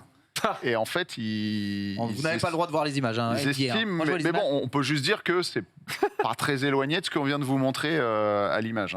Très bien. Il est dessus, là. Attends, fais voir l'avant, là. Ça n'est pas ça, mais... Mais il y a de l'idée. Franchement, l'idée... Très franchement, de l'idée. L'idée, franchement, l'idée est là. L'idée est là.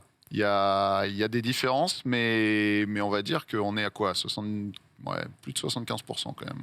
Et on est aussi à plus de 75 000 euros. Non, justement, non. T'es autour de 40 000, 50, c'est une voiture qui vient se positionner entre la 3008 et la 508. Vous serez surpris quand elle sortira par ses dimensions, parce que personne s'y attendait. Ils ont, en gros, l'idée, ils disent qu'ils sont sur un créneau... N'oublie pas que c'est sous embargo, mais je dis rien, j'ai pas dit combien, j'ai dit vous serez surpris. D'accord. C'est un exercice difficile.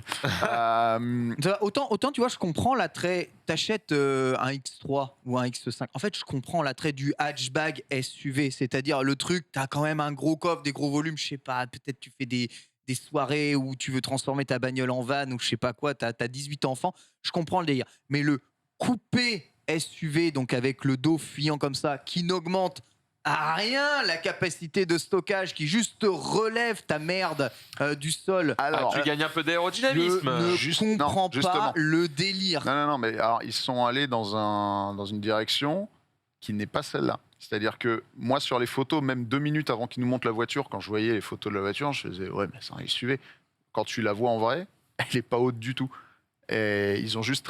Elle est haute parce que la garde au sol est rehaussée, mais le haut de la bagnole n'est pas très haut. Je ne sais pas comment expliquer. Et globalement... Ça veut dire que dedans, tu n'as pas de place. Ouais. Justement. Ils inventent l'espace. Non, mais vous verrez, il y a des choses que je peux pas T'as dit dire. la tagline Peugeot, si vous avez pas d'idée. Écoutez, Peugeot 4008, réinventer l'espace. je demande qu'à être convaincu évidemment de tout ça. On verra, quoi qu'il arrive. Et tu seras très surpris par la Quand est-ce que tu place. pourras nous la présenter? La voiture va être reveal vers le 21 juin, je crois, 22 juin. Le 21 juin. Ouais. C'est demain. Très bien. On a un mois à tenir. En attendant, faisons-nous rêver avec la reine des berlines, la nouvelle BMW série 3 Oui. a été présentée, Maxime. Elle a été présentée, on a la vidéo, elle est disponible sur le site. Je voulais juste qu'on la regarde et qu'on donne notre avis. C'est un facelift ou c'est une vraie nouveauté? Non, c'est la vraie. En fait, il y a eu un leak chinois il y a genre 2 semaines. Et en fait, elle a été annoncée le 18 mai, donc il y a moins d'une semaine, via effectivement un petit événement. La petite vidéo qui va bien, qui te montre un peu qui l'ambiance. apparaissent dans la calandre, c'est une option. C'est une option. je veux l'option. Incroyable, c'est l'éclat. Voilà, on voit Donc un peu évidemment le l'intérieur. grand écran Mercedes, bien sûr, chez BM. Ouais. Oui, ils ont repris le principe. De toute façon, ils vont tous Mercedes le a faire. gagné. Hein. Est-ce que la série 3 c'est la plus vendue de la gamme? Non, plus maintenant, je pense. Ça doit être c'est rien, non. ça doit être les X3 et les machins et les X2. Ouais. les Ah ouais SUV. Ouais. J'aurais dit que c'était la moins chère, la plus vendue, techniquement. Genre série 2, la série 1, non, je suis pas C'est sûr. rien, la moins chère. C'est rien existe encore. Ouais. Ah oui. Oui, la série 1 existe encore. Et ça, 1 c'est 4 portes et 2 c'est 2. Ok, donc ils ont pas fait la calangue du cul, donc ça va déjà. Ouais, ils ont. Ouais. Parce qu'en vrai, cette énorme calandre, on n'en peut plus. Là, on est d'accord. Ouais. Tu peux aller sur le site, comme ça on peut la voir de manière fixe. Peut-être On peut que la version l'observer dans M tous les aura la détails. calangue du cul. Ça d'ailleurs. coûte, devinez, Bah, 43 000 euros, un truc c'est comme une ça. excellente réponse. Voilà. 42 000 et C'est quelques. une série 3. Hein. Oui. Voilà. On peut Juste difficilement prix. faire plus juste, effectivement, à croire que t'en as eu une. Moi, je me suis vraiment renseigné pour en avoir une à un moment, comme j'étais chez BMW avant. Ouais. T'avais quoi? J'ai fait série 1, moi. Voilà, donc je me suis dit, putain. La fameuse où t'as rendu ton leasing et Mais tu t'es ouais, fait je fais, assassiner. allez, vas-y, j'ai gros up, maintenant je travaille. T'as le site, Denis? Travaille chez le stream, je vais prendre une série 3, ma gueule. Et puis non, finalement, jamais de la vie. Hein. Voilà à quoi ça ressemble. C'est non. Alors, j'aurais Ouais, il se tendance passe à quoi dire, avec le pare-choc avant, là? elle a une bonne gueule, mais bon, elle ressemble aux précédentes. Je veux dire, c'est pas une coupure nette par rapport à ce qui se faisait D'ailleurs, avant. t'es quoi. sûr que c'est un relift? T'es sûr que c'est pas un relift, là? Parce que, punaise, j'ai l'impression que c'est vraiment celle d'avant, quoi. Bah voilà. Change rien du tout. Version berline, très bien, vers machin. C'est une série 3, mais c'est ça. Enfin, je vais pas. Moi, c'est ce que j'aime bien aussi avec les Allemandes, c'est que c'est le changement sans changer. Tu vois, que ce soit la Golf, que ce soit la classe C, que ce soit la série 3. Globalement, tu as des designs efficaces, propres. Tu sais que tu as ta voiture solide.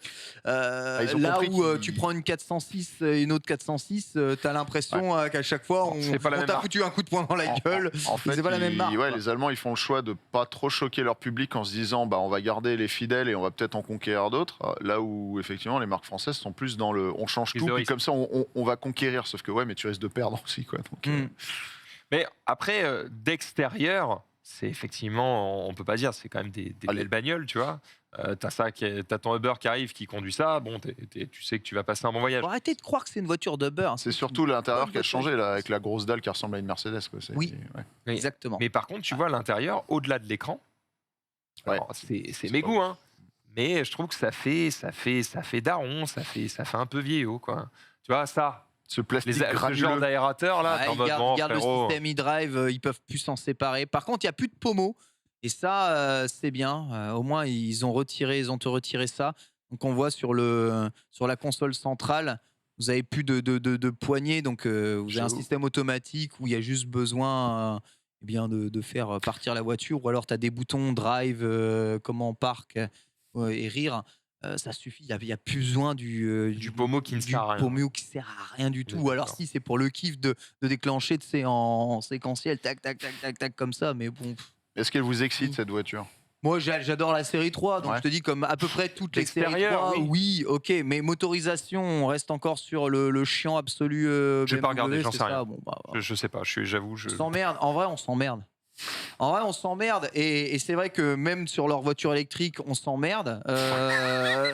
On s'emmerde, globalement, on s'emmerde chez BMW. Alors c'est bien de s'emmerder, hein. Moi j'adore la routine, tout ça, mais BMW, on va dire que venez c'est vous pas. faire chier.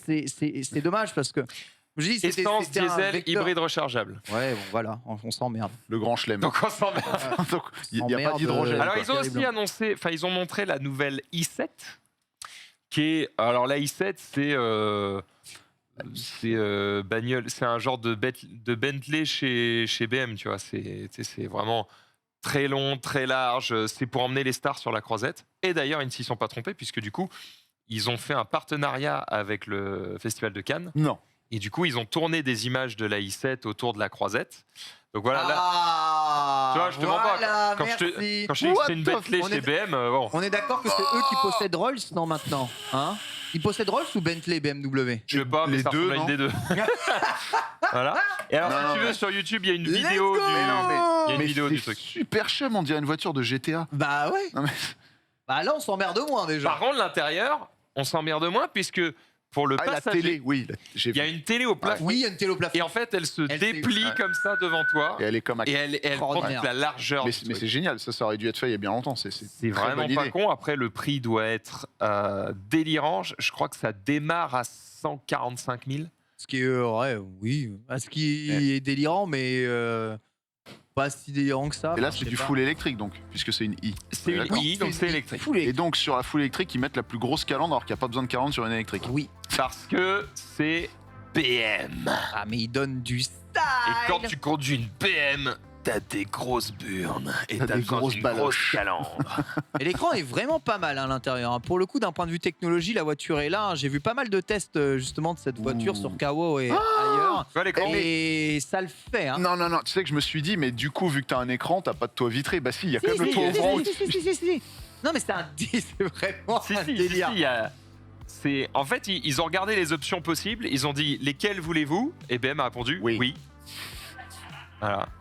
C'est Donc, exactement ça. donc Je il y a mets. tout. Oh là là là là, attends, Ouais, il y avait- il y a un petit écran Non, non, OLED non, non, paramétrable ouais, non, qui il y a- fait une en fait, bande le- de Tu vois, là, vous voyez la normalement, calandre, c'est c'est ça, pour c'est mettre ça, les Là où lumières. normalement tu mets de l'acajou, là c'est un Ouais, truc en ouais. LED. Ah, j'adore. Exactement, Ouais, c'est une ok. barre OLED Ah là là là sur là. le truc. On se Ah, régale. c'est le luxe absolu. Ah, mais en vrai, C'est que- j'avoue, plus tu peux foutre de gadgets, plus c'est Mais- cool quoi. Bah si, évidemment que la calanque dégueuse s'éclaire. Évidemment. J'avais pas vu. Non, Tu vois- c'est Tu vois ta BM arriver C'est quand même. dégueulasse. Avec les dents du bonheur. c'est ignoble. Eh, Non, elle est vraiment chum. C'est les vous narines plaît, de cette s'il vous i7. plaît. C'est comme une vieille charentaise, t'es bien dedans, mais tu veux pas être vu dedans. Quoi. De toute façon, c'est ton chauffeur qui passe pour un con. Toi, à l'arrière, t'es bien. Ouais. Et du coup, ils ont fait une vidéo qui s'intitule sur YouTube Une journée avec le nom d'une meuf. Et en fait, je me suis dit, ok, ça doit être une meuf giga connue. C'était Tu sais, elle est sur la random. croisette et tout. Et du coup, elle va dans la caisse et dit, ouais, ma première expérience avec une BM, je me souviens, j'avais 13 ans, nanana. Bref, elle raconte Et ça là. c'était il s'en bat Julia les couilles. Bayonetta. en Qu'est-ce fait. qui lui Non, arrive non, à mais 13 attends, ans elle en raconte sa vie et tout. Et moi, je tape son nom du coup sur Google en mode qui est cette random. Et je tombe sur un boxeur qui a le même nom et plein d'articles sur le boxeur. Je me dis, bon, le boxeur, il est chaud. Bah, Mais ça va. là, la meuf, elle n'est pas boxeuse. Donc, je veux des infos. Et donc, je cherche un peu. Et en fait, c'est une Instagrammeuse qui a même pas 100K sur Instagram. Et c'est tout. Beaucoup sans cas. Mais c'est pas ça, c'est que je me dis, À moins de 100K, t'as plus rien, ma brave dame. ces BM, ils peuvent avoir des stars de ouf. Ouais, mais ça fait un peu, tu vois, c'est comme si la BMW i7, c'était la voiture un peu de Monsieur Tout le Monde, tu vois. 140 000 balles. La vache.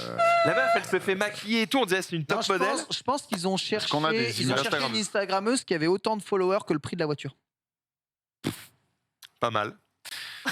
Si tous Elle y mes est pas. abonnés donnent 1 euro, je peux acheter cette Si BMW. tous mes followers me donnent 1 euro, je pourrais Non mais rouler. après, de toute façon, mon propos était pas de chier sur cette personne. Elle m'a rien fait de Tu mal. l'as fait quand C'est même, fait. et c'est ça. C'est juste que c'est ça. j'étais surpris de me dire, tiens, ils font une vidéo YouTube sur leur chaîne officielle Ouais. avec en gros le nom de la meuf. Donc je me dis, ça doit être quelqu'un qui pèse. Voilà, En fait, Jordan Grant. Voilà. Tu Donc verras. elle a l'air très sympathique au demeurant, mais je suis en mode, Ah. pourquoi pas, je sais pas, faut Le que Claudia tone. Schiffer là-dedans, j'en sais Ouais. rien. Pourquoi pas le tone surtout. Pourquoi pas le tone, exactement. Exactement. En tout cas, très très. Franchement, tu mets Franck dedans, ça me elle a donne l'air envie pareil. Hein. Chouette ce qu'elle porte. mais tu moi mets j'ai Franck, des vêtements ouais. qui font moins. Et Franck, Ouais, Voilà. qui font moins floup dans les airs, Ça. exactement devant la croisette. toujours Donc voilà, demandé. une belle vidéo au demeurant, hein, mais bon, voilà. Très jolies chaussures au demeurant aussi. En tout cas, beaucoup d'eau demeurant ici. Et Beaucoup de demeurés aussi. Ça n'a pas redoré le blason de chez BMW ici dans cette émission. Hein. Définitivement, Non. tous fans de la marque et tous très critiques sur leur direction aujourd'hui. Franck, Oui. on va parler un tout petit peu de Peugeot et non pas pour le test en NDA exclusif que tu as parce que tu es une méga star, mais plutôt pour Le Mans. Car Oui. Peugeot est de retour au Mans et là, Te moque ça pas trop de va. Franck, hein. Parce que je suis allé voir la 9X8 parce que je suis une méga star. Ah. C'est dire te C'est moque toi pas qui trop de l'as dit, Franck c'est pas parce que moi. bientôt Je tu rigole. verras des vidéos sur la page YouTube de Peugeot. Et, Où je serai ils derrière auront en pris train de Franck, faire. sera en mode mais putain ça doit être une star de ciné. Eh bien non. Pas du tout, c'est juste Franck Galliec qui a le même nom qu'un boxeur. Voilà. Donc, T'as déjà vendu des Peugeot, Franck, dans ta vie? bah oui, je t'ai dit pendant 10 ans. Tu sais. C'était 10 ans de vente de Peugeot. Ouais, ça laisse des marques. Mm. En fait, j'ai un tatouage là, genre un lion. Moi, Tu l'aimes cette marque ce qui laisse des de- marques, c'est qu'il y a des Ouais. Suisses, il y a des Suisses qui achetaient des Peugeot quand même. Ben oui, beaucoup. C'est quoi? C'est quoi Quel Peugeot acheter? Les Suisses, Ouais. en fait, c'est pas juste les Peugeot, c'est les Suisses de base. Ils achètent quasiment que les modèles haut de gamme de toutes les voitures. Ouais. Donc, quand tu vendais une 208, c'était quasiment forcément une 208 full option avec des cuirs, du machin, du truc. Et ils ont un pouvoir d'achat qui fait qu'ils peuvent s'acheter autre chose qu'une Peugeot. Donc, ce qui était très dur, c'était de les convaincre que Peugeot, C'est c'était ça. bien. Mais c'est pour ça que je m'étonne. Mais en fait, j'ai kiffé parce que j'ai été pendant 2 ans vendeur Peugeot à Paris où je m'emmerdais. Enfin, je m'emmerdais pas. Mais en gros, le mec, il venait, ça c'est au bureau, il faisait bon, j'ai 18 offres de vos 18 autres concessionnaires qui sont là. Est-ce que vous me faites 1% de plus et je signe chez vous? Voilà. En gros, j'avais même pas besoin bah oui, d'argumenter la ouais, bagnole. ouais, ouais, C'était le. Le tu mec fais sait plus déjà de- ce qu'il veut. tu il fais veut plus juste de payer remise moins ou pas Tu cher. faisais le pourcent? Bah, si on m'autorisait, oui. Mais en vrai, mec, tu sais très bien comment ça se passe. C'est genre, ton chef des ventes, il te dit alors fait, t'as tu rien peux à faire vendre, ça. En Et France, voilà. t'as rien à vendre. Le client, il arrive, il repart avec Non. sa Peugeot dans une Bah, concession sauf Peugeot. si quoi. t'es le premier des 18 concessionnaires. Le premier, il va se taper tout le truc de faire essayer la caisse et tout, et après le mec va faire son tour et son shopping partout. Donc quand t'es le premier, oui, tu fais ta démarche de vente. En Suisse, il y a beaucoup moins de concessions Peugeot déjà, et ils ont quand même un peu plus l'aspect de si j'ai kiffé le mec, je vais acheter chez lui plutôt que de chercher la remise Ah, à tout ça, prix. c'est cool. Bah oui. Et par contre, c'était un vrai métier de vendeur parce que il fallait que j'arrive à les convaincre que Peugeot c'était cool. Et comme moi, j'en suis convaincu, donc tu me demandes si j'aime la marque, oui. Ouais. Et ben je kiffais parce que j'essayais de les faire kiffer ce que moi-même je kiffais. Et Ouais. forcément, quand t'aimes ce que tu vends vachement mieux que quand t'en as rien à faire. Et surtout, j'y connaissais vraiment quelque chose en voiture parce que je sais pas si ça a changé depuis, mais la plupart des vendeurs à l'époque, c'était vraiment, tu leur avais dit vends des fenêtres ou des chaussons, ils auraient fait ça aussi bien. Moi, j'aurais été incapable. Mais par contre, ils connaissaient pas bien les voitures qu'ils vendaient. Quoi. Oui. Moi, je leur disais, mais regardez le châssis, t'as vu là, dans les virages, ça tient mieux que la Golf ou machin.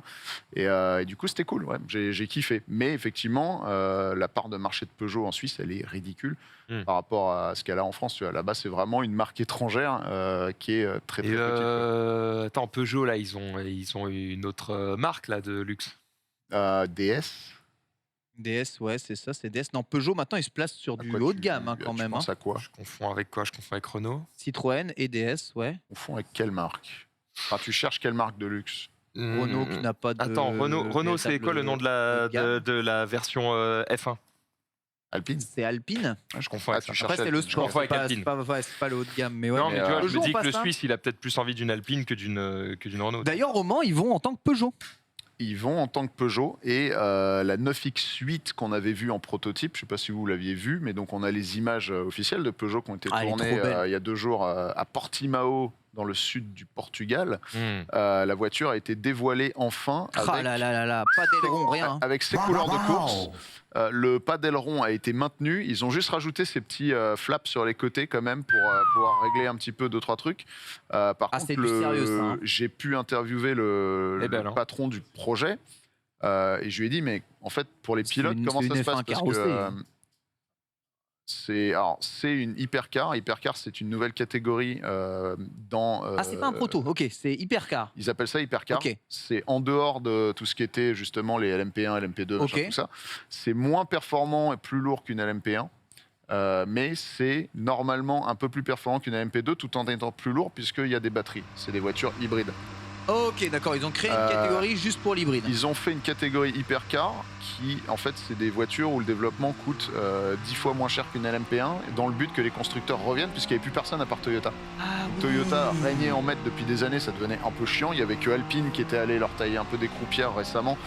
Mais Alpine passe aussi en hypercar en 2023. Et ils ont réussi leur coup parce que l'année prochaine, le nombre de constructeurs qu'on avait pu vu depuis très longtemps qui reviennent, il y a Ferrari qui revient, il y a Porsche qui revient, il y a Alpine qui va aussi venir justement avec une hypercar, Peugeot revient. Donc on va avoir affaire à un duel de marques qui s'était jamais rencontré. Dans cette catégorie Peugeot, hypercar ouais, au Mans, qui du coup devient la catégorie reine a priori. Et surtout, ça va être celle où il y aura a priori aussi le plus de spectacles. Mais Peugeot et Ferrari se sont jamais affrontés au Mans, ça va être la première fois. C'est génial. C'est vrai. Donc on va avoir toutes les grosses marques qui reviennent, ça va être passionnant. Peugeot a failli la mettre au Mans cette année, sauf que comme le calendrier a été avancé, ils peuvent pas. Là, le Mans c'est très bientôt, c'est début juin.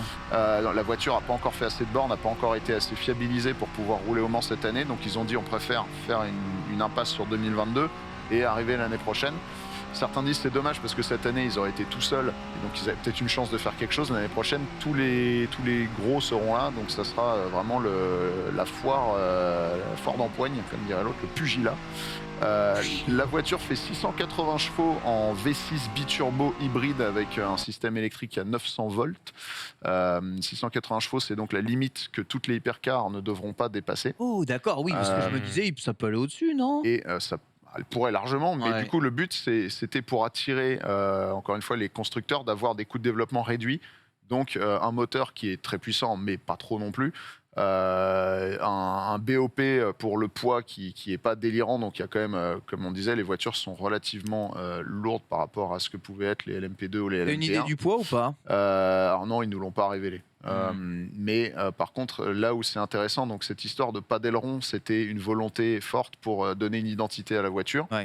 Je leur ai demandé, je leur ai dit donc c'est quoi? C'est les designers qui ont dit on veut pas d'aileron et après les ingénieurs qui se sont arrachés les cheveux en mode mais comment on va faire ça? Ou est-ce que c'était dès le début un discours et ils ont dit non, dès le début en fait il y a eu vraiment une discussion entre le design et la technique. Chose qui d'habitude ne se fait pas, les voitures de course, non, c'est que la technique qui bosse, et à la fin ils disent bon vas-y, peut-être qu'on peut mettre le logo de la marque quelque part, mais t'as aucune identité de marque. Les hypercars, Le Mans, l'autorité qui crée la course du Mans et les courses d'endurance européennes a fait exprès pour que les marques puissent faire ce qu'ils veulent au niveau du design sur les bagnoles, tant qu'ils respectent des valeurs d'appui aérodynamique et de. Oui, parce que là, l'appui, on le voit, il y a quand même beaucoup d'appui aérodynamique. L'aileron, au lieu d'être en haut, il est planqué, mais il est en bas. Voilà, on voit bien qu'il est derrière, mais on ne peut pas le régler comme un aileron normal. Bien sûr. Donc, ce que m'expliquait le patron du projet, c'est qu'un pilote, quand il revient au stand, normalement, il dit vas-y, fous-moi un cran ou deux crans ou enlève un cran sur l'aileron. Et pour eux, c'est comme ça qu'ils voient le truc. Là, il a dit on peut régler, mais vous ne saurez pas comment, et tant que la voiture restera sur ses 4 roues, personne ne le saura. Donc. Je pense avoir compris ce qu'il dit parce que le designer m'a dit, j'aurais demandé qu'est-ce que vous préférez sur votre création. Bruce, il est en train de s'amuser là. Et il m'a dit, moi, un des trucs que je préfère de la bagnole, c'est sa posture. Il me dit, elle est cambrée comme ça, un peu penchée vers l'avant. Et là, entre ça et ce que m'a dit l'autre, je pense que j'ai pigé. En fait, pour mettre plus ou moins d'appui, je pense qu'ils ont un système de suspension réglable en hauteur. Et c'est pour ça qu'il dit que tant qu'elle se retourne pas, on verra pas ce qu'il y a en dessous. Pas encore de catégorie SUV au Mans, non? C'est non. Bon, en fait, ils se sont dit que sinon Ken Bogard allait complètement boycotter le truc, donc non, ils se sont dit non, on va pas mettre de SUV. C'est vraiment tout de dommage. Suite. Donc voilà, c'est sa livrée de course définitive pour en tout cas les prochaines courses. Franchement, je l'adore. Beaucoup de gens disent ouais, mais c'est triste, gris foncé comme ça. Oui, c'est triste, mais c'est beau. C'est la couleur de lancement de la 508 PSE, donc ce gris, ce gris non métallisé, un petit peu, je sais pas comment on peut l'appeler. Merde, il y a un nom pour ce gris destroyer en anglais, ils disent gris couleur destroyer. Ah ouais. Char donc- d'assaut. Ouais, un peu ça, quoi. Donc voilà, je sais pas ce que vous en pensez. Est-ce qu'elle est belle? Est-ce que ça vous fait Donc, kiffer elle est très belle, ça donne envie de voir Peugeot en F1. J'étais en train de regarder du coup s'ils allaient faire un retour ou quoi, machin. Après, et en fait, les dernières déclarations qu'il y a, c'est le PDG qui, en 2020, avait répondu oui, non, flemme, tant qu'ils n'auront pas baissé drastiquement les coûts d'une saison de F1. Bon, après, il a dit ça avant du coup, que les changements aient lieu, Ouais. mais il avait l'air de dire qu'il n'y croyait pas trop, que ça allait encore prendre du temps, machin, nanana. Voilà, en gros, ça coûte trop cher pour lui. En plus, c'est un truc qui flotte un peu. Il se dit, partir de rien, monter toute une équipe, monter une bagnole, machin. Ouais, vas-y, trop cher, dégage. Alpine, ils sont repartis de l'équipe Renault qui a été renommée, donc ils sont pas partis de zéro. Il n'y a pas beaucoup d'équipes qui partent vraiment de zéro. Et en général, Ça. quand une nouvelle équipe arrive, c'est qu'elle a racheté une équipe qui est sortie, donc elle part quand même d'un châssis existant et de choses qui ont été ça. développées, quoi. Ça, c'est ça. En tout cas, voilà, on a vraiment hâte de la voir. Il y a 4 pilotes, dont 2 Français, qui vont conduire cette auto, dont Jean-Éric Vergne qui court aussi en Formula I pour DS Cheetah. Et donc, le mec fait les 2 compètes en même temps, la compète d'endurance et la compète de Formula I. Donc, c'est assez ouf. Le gars, il a un planning, il n'a pas le temps. Et je l'ai interviewé, je lui ai dit, mais il y a quoi comme différence entre piloter la DS et ça? Il m'a dit, bah, ça, c'est beaucoup plus lourd, ça a plus d'inertie, c'est vraiment pas du tout la même chose. Et quand je lui ai demandé si ça lui prenait un temps d'adaptation quand il passe d'une caisse à l'autre, il me dit ouais, quand même, 2 virages. Le gars qui flex un peu, tu sais. Ouais, 2 virages. Faut quand même 2 virages pour s'adapter.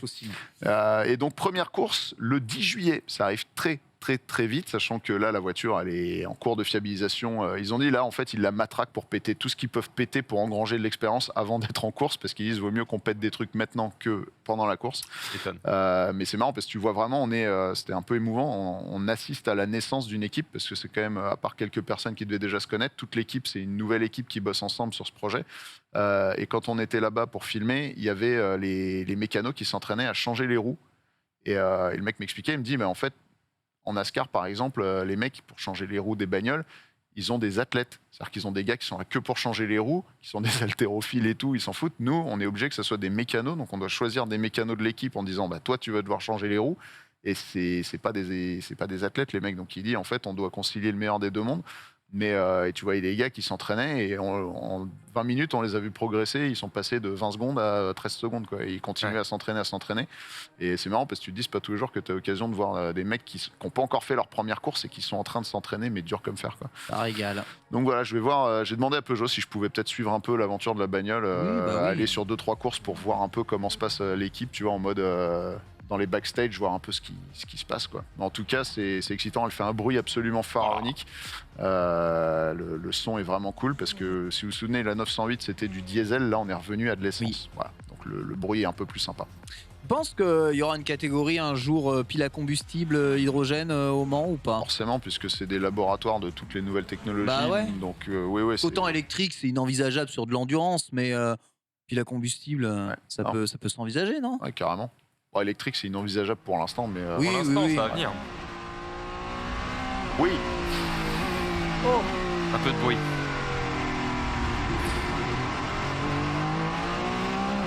Oh la régalade. Ah oui, détail que je vous avais pas dit, c'est une 4 roues motrices. Et même. pour la petite histoire, donc le 4 roues motrices provient uniquement de l'électrique parce qu'à l'avant, tu as des moteurs électriques, à l'arrière, le moteur thermique. Et en fonction des circuits, c'est l'ACO donc qui décide à quelle vitesse le 4 roues motrices s'enclenche. Il y a des circuits qui vont dire à partir de 120 t'as tes 4 roues motrices, d'autres à partir de 150. Et je leur ai demandé, est-ce que c'est comme le DRS où en course, genre ils peuvent déclencher des trucs, et il a dit non, c'est uniquement avant ils te disent voilà pour cette course là tu règles ta bagnole comme ça. Donc voilà, vraiment j'ai hâte de voir ce qu'elle va donner parce que pour l'instant personne n'a la plus petite idée de ce qui va se passer. Eh bien écoute, ça promet une catégorie passionnante, hein, c'est ouf, hein, que souvent, hein, et c'est vu plusieurs fois en course automobile, pas forcément la catégorie dite reine des voitures les plus rapides qui offre le plus grand spectacle en course. On a hâte en tout cas de voir toutes ces catégories hypercars. Il reste 38 minutes, on va passer un petit mini dossier de la semaine et parler un peu plan de restructuration dans nos campagnes. C'est parti. L'île-et-Vilaine, c'est où, Franck? Oh non, les gars. Tu vois, les tu gars, vois, c'est chaud. tu vois, je suis pas tout seul. Oh, Ça sert à j'en rien, peux attends, plus. Merci Franck. Voilà. Ah ouais, non, d'accord. Ok, vous en êtes là. Ah, c'est terrible. En vrai, en géo, je suis une. Ah bah j'ai dit pareil. De Saint-Malo à Redon, en passant par Rennes et Fougères, la Bretagne. Aïe, aïe, aïe, aïe, aïe. Même en régie, ils en peuvent plus. Désolé à tous nos amis bretons, évidemment. Et désolé à tous ceux qui ne considèrent pas l'île-et-Vilaine comme étant la Bretagne. Bien entendu, on sait qu'ils sont aussi nombreux. Et c'est ça qui est beau avec nos amis bretons. Oui, c'était le Stunfest à Rennes ce week-end. Peut-être y avez-vous assisté. Et on va parler encore une fois de Rennes, puisque actuellement, l'île-et-Vilaine est probablement une des régions les plus regardées de France pour son nouveau plan de construction d'un réseau cyclable express. Va être un tout petit peu la zone tampon de test en France pour de nouvelles infrastructures cyclables. 70 millions d'euros ont été levés pour restructurer la plupart des liaisons cyclables dans Rennes et ses alentours et dans l'ensemble de l'île-et-Vilaine, avec pour but de dissocier les pistes cyclables du réseau routier, de prioriser Ah, c'est la petite ligne en bas là. les intersections, tout à fait, au vélo, Ok. de faire des pistes cyclables de largeur de 3 mètres, d'enrober de rouge les revêtements justement des pistes cyclables pour qu'elles puissent être à la fois perçues, mais aussi pour que les revêtements soient plus efficaces en termes d'absorption d'eau et efficacité des vélos sur la route. Voilà le plan ici. Ce que vous venez de voir ici en 3D, 70 millions d'euros. Il y a des ronds-points qui en coûtent 5 millions. Donc, c'est pas non plus si gigantesque que ça. Mais c'est quand même un plan très, très important. Ce que vous venez de voir ici, c'est une nouvelle idée d'aménagement de ronds-points pour éviter que les vélos et les voitures ne se trouvent dans des situations où elles se croisent dans les ronds-points. On sait que vous avez probablement déjà vu ces fameuses pistes cyclables qui font le tour des ronds-points, mais finalement, elles sont obligées de passer à des endroits où les voitures sortent. Je fais un bonjour à la Mercedes Classe A qui n'a pas freiné évidemment en sortie de rond-point à Courbevoie ce matin et qui est passé à 5 cm de ma roue arrière. Je le salue.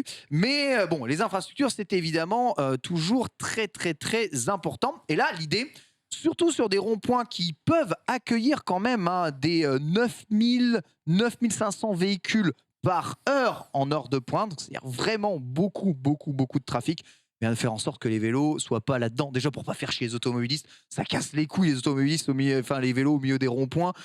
Déjà quand tu as 1 milliard de voitures qui essayent de passer, mais aussi pour la sécurité des cyclistes et pour que plus de cyclistes soient tentés d'utiliser le vélo. Pourquoi le constat il est très très clair en province, dès que la distance dès que la distance à votre travail excède les 3 km, plus de 70% des Français utilisent la voiture comme moyen de transport privilégié au-dessus des bus et autres véhicules, d'où le vélo n'atteint que 3% grand max des déplacements dans les zones rurales, ce qui est évidemment souvent et uniquement dû à des problèmes d'infrastructure. Tu peux nous montrer d'ailleurs le prochain diagramme justement ici sur le runner, répartition des déplacements justement en Île-et-Vilaine. On peut y voir que à moins de 500 mètres, on a tendance à prendre les pieds. Il n'y a que 9% de personnes qui prennent leur voiture,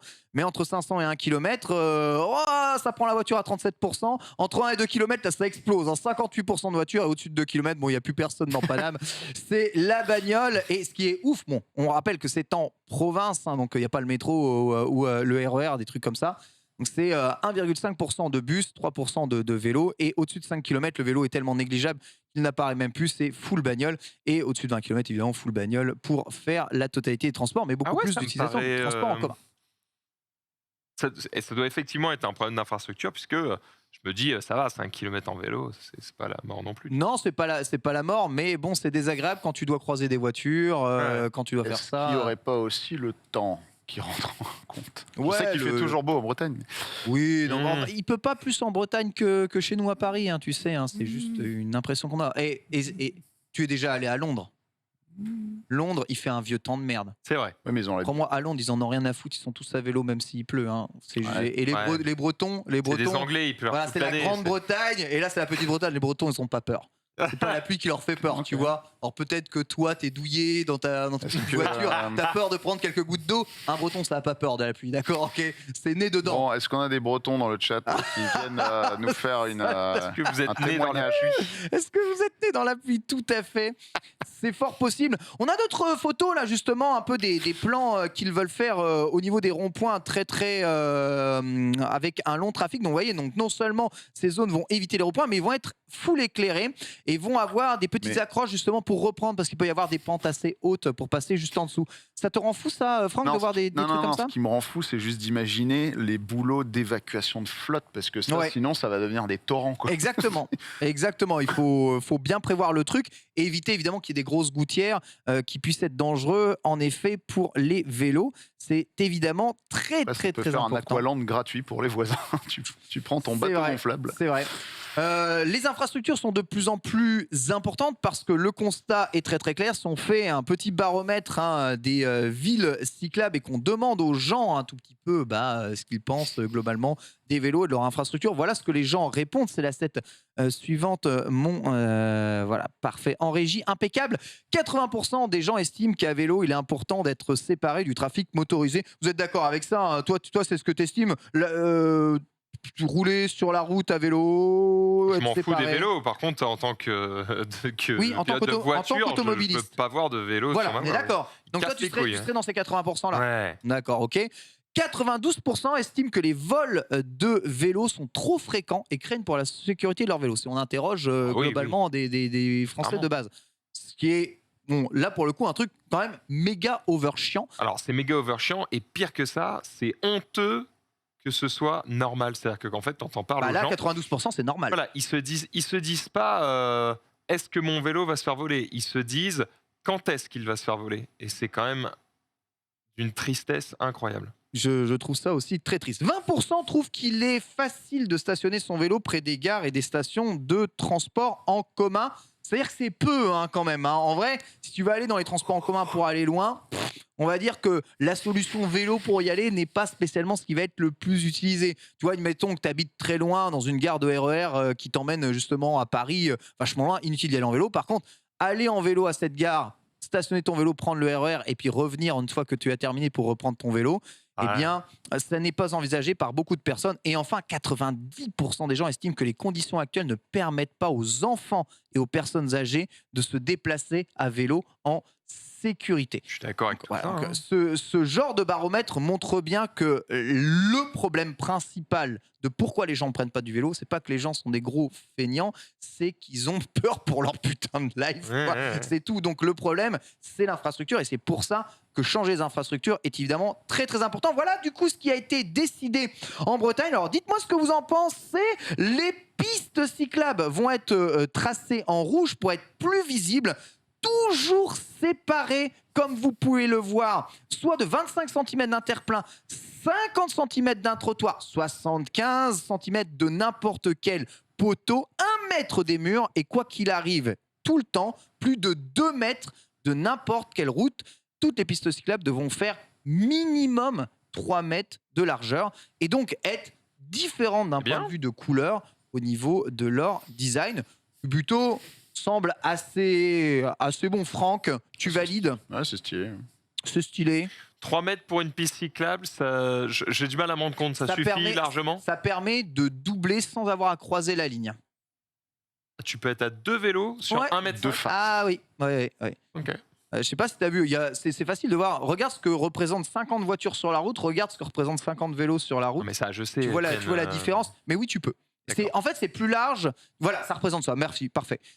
Tu peux même mettre 3 vélos, je crois, côte à côte sur une seule bande. Donc c'est pas à 2 mètres de la route. Ça peut être pas mal.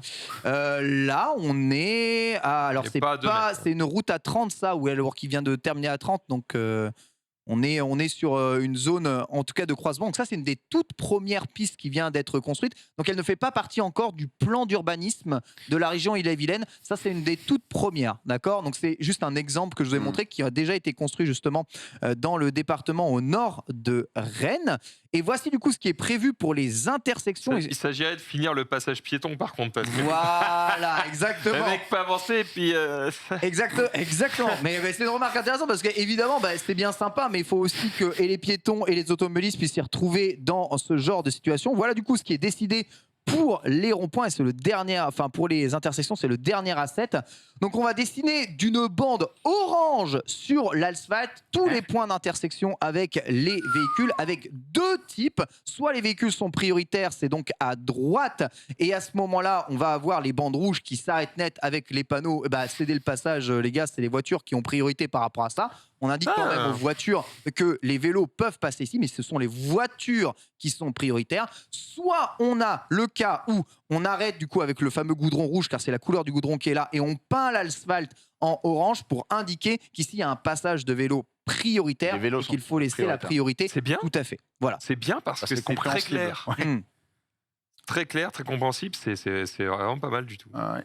Donc voilà en tout cas les idées qui sont mises en place un peu partout. Si tu peux reprendre le tout premier diagramme que j'avais posté, je crois que c'est le premier lien, deuxième asset.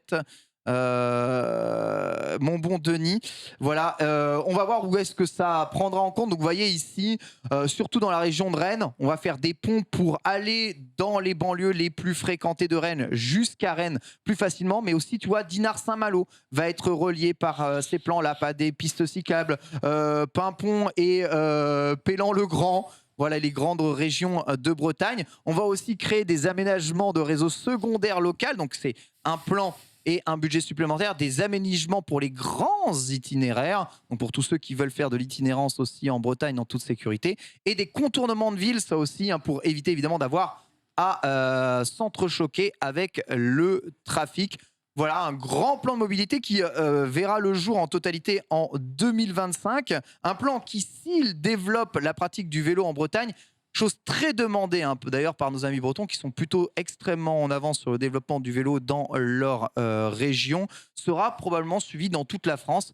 On voit une différence gigantesque, en tout cas en matière d'intégration. On pense aux automobilistes, on pense aux piétons, on pense au vélo. On essaie de faire en sorte que tout le monde puisse vivre ensemble dans l'amour, de la joie, de la paix, ce qui n'est pas le cas actuellement. Pour 70 millions. Ce qui est... L'amour, la joie et la paix à un coup. Ce qui est ni plus ni moins que 100 fois moins cher que l'investissement dans l'hydrogène. Donc, c'est vrai. Et va très probablement profiter à beaucoup plus de millions de Français, puisque je pense pas qu'il y a beaucoup de millions de Français qui vont acheter des bagnoles à hydrogène. Mais bon, vrai. On va dire que... C'est bien dit, ça. Je terminerai mon sujet avec les petits trucs de news que j'ai mis là-dessus, pour rire, parce que je vous ai montré un peu les plans d'aménagement actuellement qu'il y a. Est-ce que vous êtes déjà passé à vélo Pont de Sèvres entre Nanterre et la Défense? Pont de Sèvres, il y a probablement le meilleur aménagement cyclable que j'ai jamais vu de toute ma vie. Donc c'est en région parisienne. Tu peux nous passer la vidéo. Elle est juste incroyable. Donc Pont de Sèvres, donc voilà, donc tu as non seulement des pistes cyclables, mais au-dessus des pistes, dans les pistes cyclables, tu as des poteaux en béton au milieu que tu dois esquiver. Alors ceci n'est pas une blague. Ça, c'est une voie de bus donc qui passe ici. La piste cyclable s'arrête sur le trottoir et là, tu arrives sur la route. Et il n'y a plus de piste cyclable. Non mais les gars. La piste cyclable continue sur le trottoir. Je vous rappelle que normalement, il est interdit de rouler à vélo sur le trottoir. Donc tu vois, sur Rennes la Défense, c'est le chemin à prendre. J'apprends très très souvent quand je vais me balader dans le Vexin là-dessus. Donc tu es obligé de passer là pour revenir sur la piste où se retrouve la piste cyclable, mais pas ici, au milieu. De la route justicier. Alors, le délire continue parce qu'ensuite après tu dois recroiser la route pour rejoindre la piste cyclable juste après, donc faire mi-trottoir, mi-figue, mi-raisin avec, attention, au milieu de toutes les pistes cyclables, des poteaux en béton, histoire de t'arrêter ferme et net. Énorme. Là, ce qui serait... Parce qu'au-delà de se moquer, machin, tout ça, ok. Ce qui serait intéressant quand même, c'est d'avoir un élu, tu vois, quelqu'un qui a les réponses et qui peut nous expliquer, évidemment, et j'imagine qu'ils vont finir par faire quelque chose pour changer ça, mais qui vont nous expliquer comment ça a pu arriver. Parce que c'est ça qui est intéressant. Comment ça a pu arriver pour que ça n'arrive plus. Attends, là, t'es censé aller où? Oui, là, sur la route. Faut que tu ailles sur la route. Ah, mais c'est à l'embouchure de la N118, là, c'est ça Quand tu longes le tramway. Exactement. Exactement. Bon. Et t'as qu'une seule voie d'accès pour ne pas te retrouver courage, hein. sur le périph' de l'Espoir, parce que je l'appelle le périph' de l'Espoir, moi. C'est vraiment chaud. Cette portion est limitée à 50 pour les bagnoles, mais tout le monde roule à 100 là-dessus. Ouais, bon là, ça, on a un foot. En plus, c'est souvent très bouché. Ouais. Voilà, ça m'a rappelé un peu mes ambiances à Suresnes. Mais rassurez-vous, enfin, une des choses qui fait le plus peur, je pense, au vélo, c'est les automobilistes qui roulent très vite. Et c'est vrai que les automobilistes qui roulent vite, voilà, Max Hildan, ça fait peur. Et bien pour ça, faut savoir que la France a quand même prévu quelque chose pour faire en sorte que les automobilistes roulent moins vite à côté des pistes cyclables. C'est l'asset suivante, l'installation simplement de radars. Pour bien ralentir énorme. automobilistes. Non, Voilà. mais c'est énorme. Radar efficace, bien entendu. S'il en est, pensez à réduire votre vitesse. Les amis automobilistes, on voit que la dissuasion est évidemment l'arme ultime. Ça me fume. Non, mais en pleine nuit, avec un mauvais phare sur ton vélo, tu te le manges le truc. Est-ce qu'ils ont construit la piste cyclable autour d'un radar qui était déjà présent ou est-ce qu'ils ont posé un radar après? C'est rien, mais les deux sont aussi cons là, Claude. C'est un radar. Ouais, mais tu vois, un chantier, toi-même, tu sais, ça peut durer 3 ans. Donc, Ouais. Wow. Voilà. donc des fois, ça peut être un peu particulier. Ça n'a aucun On sens. bat les couilles. Voilà, c'était pour étendre un peu l'atmosphère. Est-ce que ce radar, il n'est pas fait pour vérifier que les vélos vont pas trop vite? Ouais, je pense que c'est ça. J'ai essayé de flasher un radar là ce week-end, flashé à 70. Je suis passé à 69,5. Il a pas bougé, mais je vais réessayer plus tard. Hein. En vélo? Ouais, en vélo, ouais. Passe à Ah, non, faut 74. que tu passes à 74. Ouais, faut que je passe à 74. Nous, Mais on il est faut au vraiment premier que. J'ai testé, c'est 74, je te le dis. Faut vraiment que je me donne. À chaque fois qu'on passe à cet endroit-là, on essaye de flasher le Ah radar. oui, en plus, t'as pas de plaque, donc tu t'en fous. On essaye de flasher le radar. Tu pourrais On mettre n'arrive une plaque pas. en mode perdu, tu sais, t'écris juste dommage. Mais j'en ai déjà flashé à 30. Ah, bien. D'ailleurs, il faudra peut-être y penser, mais à un moment, 30 km/h pour les vélos, ça chaud. ça commence à être chiant. Hein. Ah, voilà. Là, je viens d'avoir une idée. Là, parce que, tu sais, des fois, il y a des gens qui reçoivent des PV alors que c'était pas leur voiture, mais que quelqu'un utilisait un numéro de plaque. Mais des fois, c'est même pas sur une voiture. Alors, je me disais, essaye de mettre le numéro de plaque de Max Hildan sur ton vélo et tu vois s'il reçoit l'amende. Alors, je veux bien que tu essaies avec le numéro de quelqu'un d'autre parce que j'ai plus beaucoup de points. Donc Ah oui, ça, il te reste un an avant de pouvoir faire un nouveau.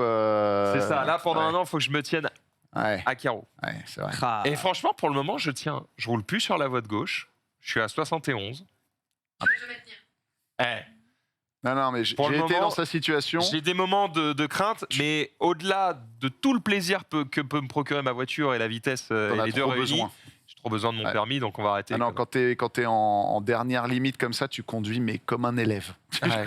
Mais tu sais alors à un moment donné, là, pour venir ici, à un moment donné, je suis sur la voie de gauche parce que je sais plus, juste les mecs roulent vraiment à 50, tu vois. Bref, je suis sur la voie de gauche, mais je suis à 71. Régulateur. Sans les mains. Autopilote. Autopilote. Je suis comme ça, bite sur le volant. D'accord? Et ben, il y a un mec qui me colle au cul, sa race, et qui me klaxonne. Et, et tu sais, au début, je me dis, ah merde, j'avance pas. Et là, je suis 71, je suis en mode, ta race, frérot, C'est qu'est-ce souvent que la tu veux? pression sociale qui nous fait faire Voilà. des conneries. Et donc, du coup, et là, C'est- j'ai eu le c'est leur réflexe faute. immédiat, pied Ouais. plancher, Et bam, j'ai radar. tracé. Un mélange de excuse-moi de te déranger et de je te montre bien que si j'ai envie, tu me rattrapes jamais. Donc, c'est complètement débile. Pour 10 mètres plus loin, dire mais non, en fait, là, le bon réflexe, c'était d'appuyer sur le frein Bah, pour qu'il ait ouais. bien peur, sa mère, Ah, et qu'il s'éloigne de moi, ce gros con. Break Puis après, je me suis décalé, il a tracé, je fais va perdre tes points. Je suis resté à 71. T'es passé au-dessus de ça, tu vois. Oui, je suis passé au-dessus de ça, mais j'ai quand même eu un Il y a du progrès. hein. soubresaut pendant 30 secondes. Je suis passé de pense 70 à que- 120. Ah, excuse-moi de te déranger. Je pense que quelques séances chez le psy ne seraient pas de trop, hein, Max Hildan, pour parler un tout petit peu de tout ça. Oui, pour soigner le psy. ouais, Tu la sens, probablement, ma ouais. puissance. Mais il y a aucun Écoutez, problème. j'ai des choses à compenser. Ne me Fort jugez pas. heureusement, Max compense avec l'essai de grosses motos. C'est l'heure Oh, des tests quelle et trousse. il va nous parler évidemment de sa BMW extraordinaire. C'est parti. Et dites-moi, vous êtes animateur ou non? Ouais, je fais ça depuis quelques instants. On m'appelle le remplaçant de Max Hildan. C'est vrai, on a 2 vidéos, on en a une qui a été tournée par nos soins, on en a une qui appartient évidemment à BMW, puisque je suis allé tester parmi tous les modèles que BMW a mis à ma disposition. On remercie encore une fois BMW Stark qui a été extrêmement sympathique avec nous. C'est à Paris, évidemment. Google vous aidera à les retrouver. Et j'ai pu tester du coup, à défaut d'aller mettre le nez sur une S1000 RR, j'aurais bien aimé. On a enlevé un R. Ah, mais tu te rapproches du truc. Je me rapproche. J'y suis pas encore. Petit à petit. Petit à petit, je vais finir sur une M1000RR, je pense, un jour, mais il va falloir un petit peu de route. Bref, on commence avec une S1000R, qui est en fait la même, moins grosse, version Attends, c'est ralenti ou tu marches vraiment au ralenti? Non, tout est ralenti. Tout est ralenti. Évidemment, elle est rouge, parce qu'en rouge, ça va plus vite. Mais elle est vachement chouette. Elle est très sympa. Donc c'est version roadster sportive de la S1000RR. J'aurais jamais cru que c'était une BM si tu me l'avais pas dit. Mais de ouf, moi non plus. Bah voilà, c'est super ça comme moto. Pourquoi tu veux la RR? Parce Ça m'a l'air bien plus que confortable, qu'après on te montrera le design de la RR et que juste le design de la RR c'est un film porno sur une moto. Ah, Et forcément. ça c'est quand même. Là, c'est il quand manque même un autre truc. chose. Quoi. Mais alors cette moto en termes d'utilisation, de praticité, de confort de conduite, d'agrément. Tu veux parler de ça d'abord? Attends, vas-y, Franck. Pourquoi il y avait un bouton lift? Pardon. Il y avait un bouton bleu marqué lift. Tu vas pas me dire que tu le soulèves non? Non, je n'ai pas vu de quoi tu parles, mais Vous l'avez tous non, vu, je ne rassurez-moi. pense On a pas. vu le bouton lift. Remonte-moi le bouton bleu lift. Ah. Si tu peux retourner en arrière, je l'ai pas vu. Ouais, c'est ça. Ah bah c'est soulever le truc pour... derrière. Non, mais c'est juste pour lever la.